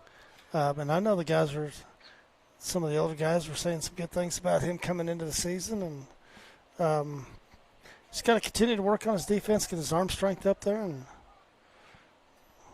he's going to be a good player. There you go. We had a swing and a miss, but it got past the catcher on that first pitch, allowing Wyatt Schmitz to get to third base. So runner just 90 feet away from scoring. I believe that makes it 1-1 for Christensen. And the pitch down on the dirt just gets away, but not far enough for Schmitz to take a look to seriously come down. So 2 balls, 1 strike.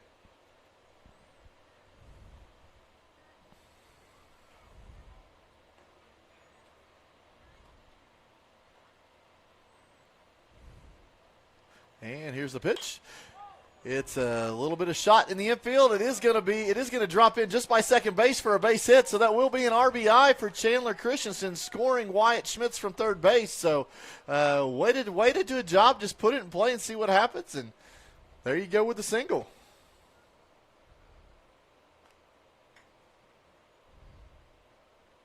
So that brings up with a runner on first base, 1 out, Drake Woody.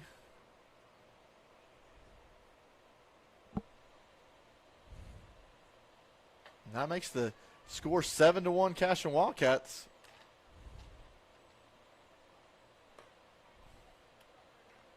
Ball's up.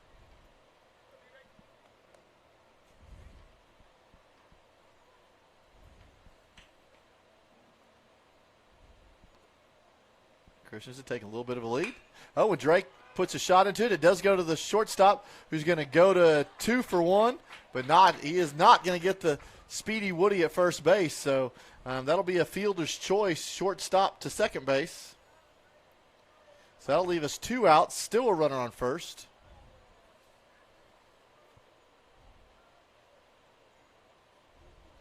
And that'll bring up your pitcher, Cooper McGuire, who put a nice charge in this last time. A nice deep ball to center field. It was a sac fly to get an RBI. Yeah, that ball was well hit. See if he can get into another one there. He's had a good game. Oh, got a pickoff move to first. Oh, it's going to get Drake leaning, but the ball's going to get away from the first baseman. Drake's going to take second. He's going to go all the way to third. So the pickoff move definitely helps the Cashion Wildcats there go from first to third. Yeah, Drake definitely got fooled by the lefty on the pick. He was going no matter what there, and sometimes if it's a good throw to first, lucky, he'd probably have ourselves another pickle. Right. But he was going, and just lefty caught him leaning. Ooh, way outside for a strike call. That'll make 1-1 on the count. Cooper might have to extend his bat a little bit further outside for that to touch that one. So that one's way outside, though. 2 balls, 1 strike for number 4, Cooper McGuire.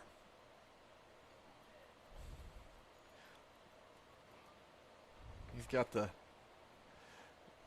high pants with the pocket pulled out in the back.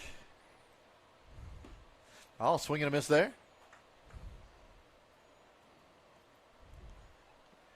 So 2-2.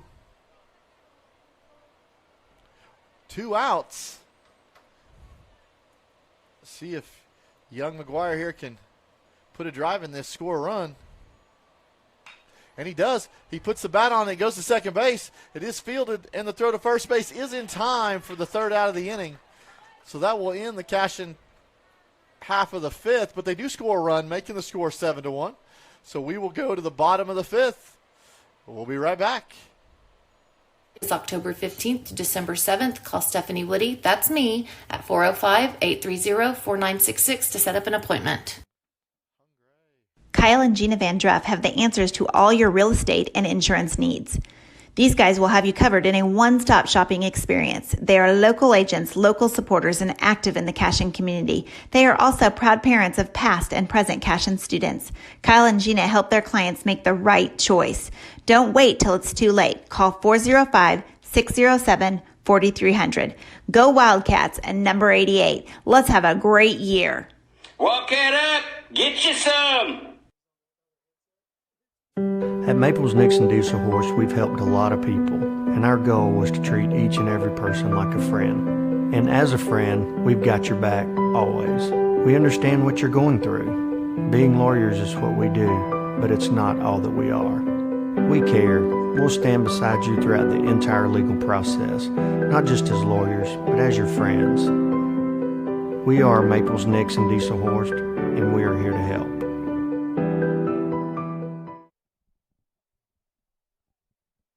Founded by Jesse and Amy McCracken, Rural Pest Solutions is a Cashion-based, family-owned and operated company. Our focus is on providing the highest level of customer service while effectively treating many common invaders, including spiders, ants, roaches, mice, mosquitoes, fleas, ticks, and termites.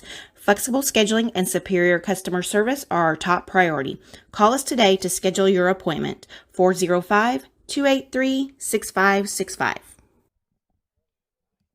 Cashion FBC is a church seeking to grow in Christ and our love for the body of Christ. With ministries from children to youth to adults, we strive to present the gospel in an engaging and meaningful way.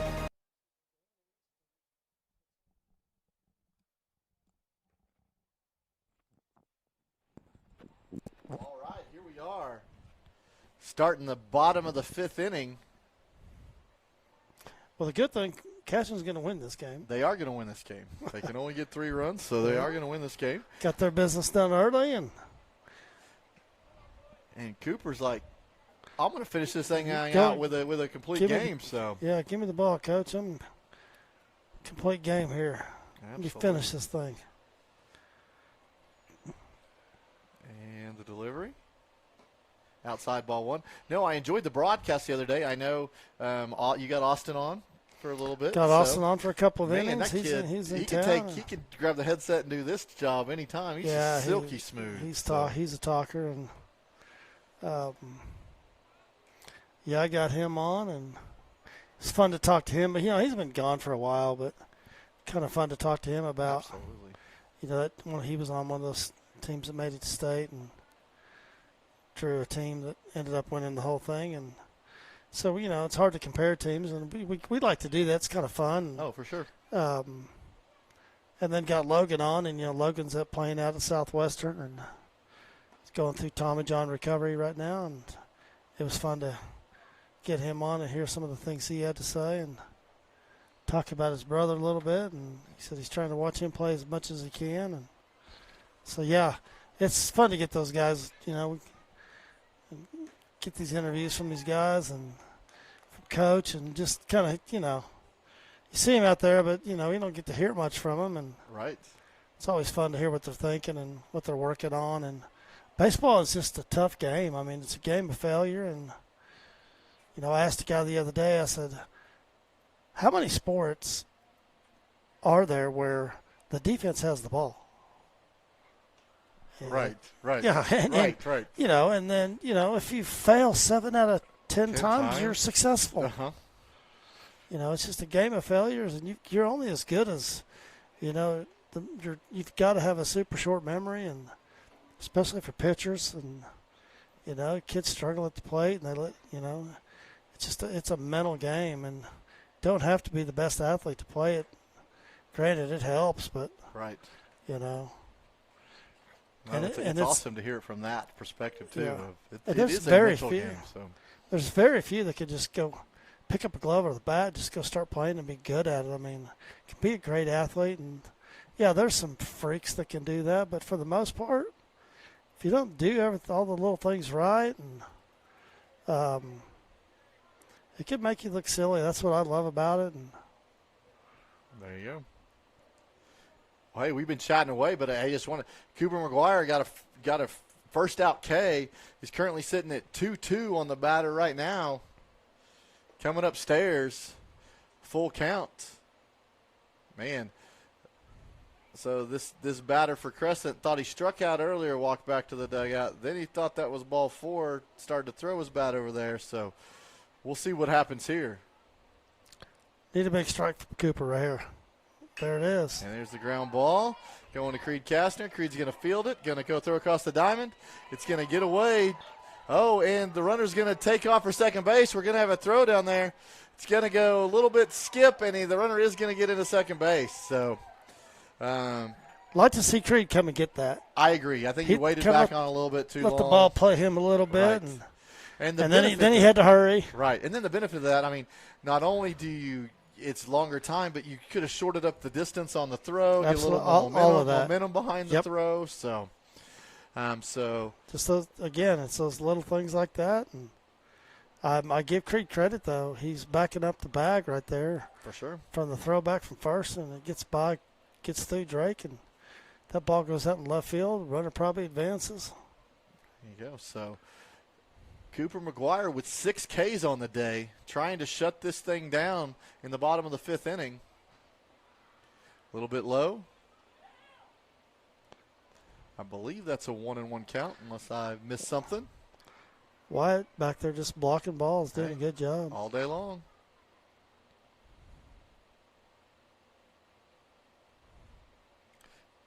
And the pitch upstairs just a little bit. Thought we might get the late in the evening JV strike there, but we didn't get it. That's right. That's why I was waiting on the call for sure. These umpires, when it gets later, they want to go home too. Sure. So the strike zone does get a little bigger, so especially in a JV game. So you sometimes see that in a varsity game, though. I'd like for it to stay a little more even. So especially those cold nights. Right. So 3-1. And the pitch. This will be a pop up. Straight in the middle of the infield. Drake Woody's going to call it. Come in. It is going to go over his head and drop. So I think he just overran it just a little bit. The sun is gone now, so we can't blame it on that. Yeah, Drake just overplayed it. He was there plenty of time. So that'll be runners at first and second, 1 out.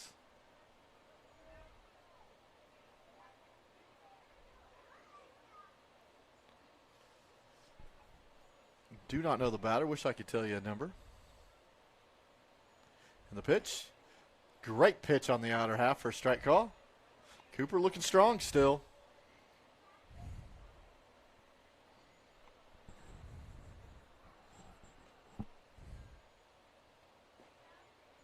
Oh, pitch inside for a strike call as well. Hey, going outside, going inside. That might have been that pitch we were talking about a minute ago. Right. That one was a little bit in, but hey, you got runners out there. Swing it. Okay.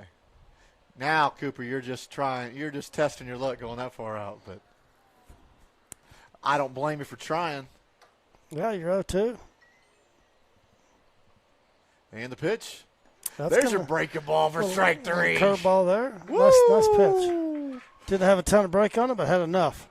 7th strikeout on the day for Cooper McGuire. He's still in that pitch for 2 strikeouts, and as he gets bigger and stronger, that's going to be a good pitch for him. Absolutely. So 2 outs. Cashion 1 out away from shutting this thing down. Oh, man, looking sharp. He came with that breaking ball for a strike and then just throws the fastball in the outer half for a strike. Way to have a command of both of those pitches. Cooper said, start the bus. Look at that. Says, hey, if it's working, I'll just stay out there. How about that? It's 4 strikes in a row. Start the bus, Coach. I'm going to end this thing. 0-2. This is where the crowd starts clapping for that last strike. And he gets a swinging through strike for number 3. So 8 strikeouts on the day for Cooper McGuire. And that is going to be the ball game for the JV squad with the Cashion Wildcats closing it down with a 7-1 victory. Awesome job on the day, I think. I mean, that's almost 2 strikeouts an inning. Not quite, but still just – I don't know how many pitches he threw, but finished strong. Man, I mean, 8 strikeouts, that's good for any pitcher on any day. You got Creed Kastner with 2 singles on the day, an RBI. You have a triple play in that game. I mean, just fun to watch for a JV game for sure. So, well, guys, we're going to leave it with that. So, great job by the varsity team. Great job by the JV team. We will be back at it, back on the air on Thursday for an 11:30 start against Lomega. So that'll be a varsity-only contest. So until then, Dirk, you got anything you want to add? I'm good. Let's pack it up, go home, partner. There you go. 2 good wins and 2 good wins against Crescent. No, that's always a good thing, right? Absolutely. So, hey, 2 wins in the doubleheader. We had fun tonight. I think the boys played well. They had fun. They learned something to process. So we appreciate you tuning in, and we'll see you next time. Go Wildcats. Sunday school meets at 9:45 a.m. and worship starts at 11 a.m. Children and youth meet on Wednesdays at 6 p.m.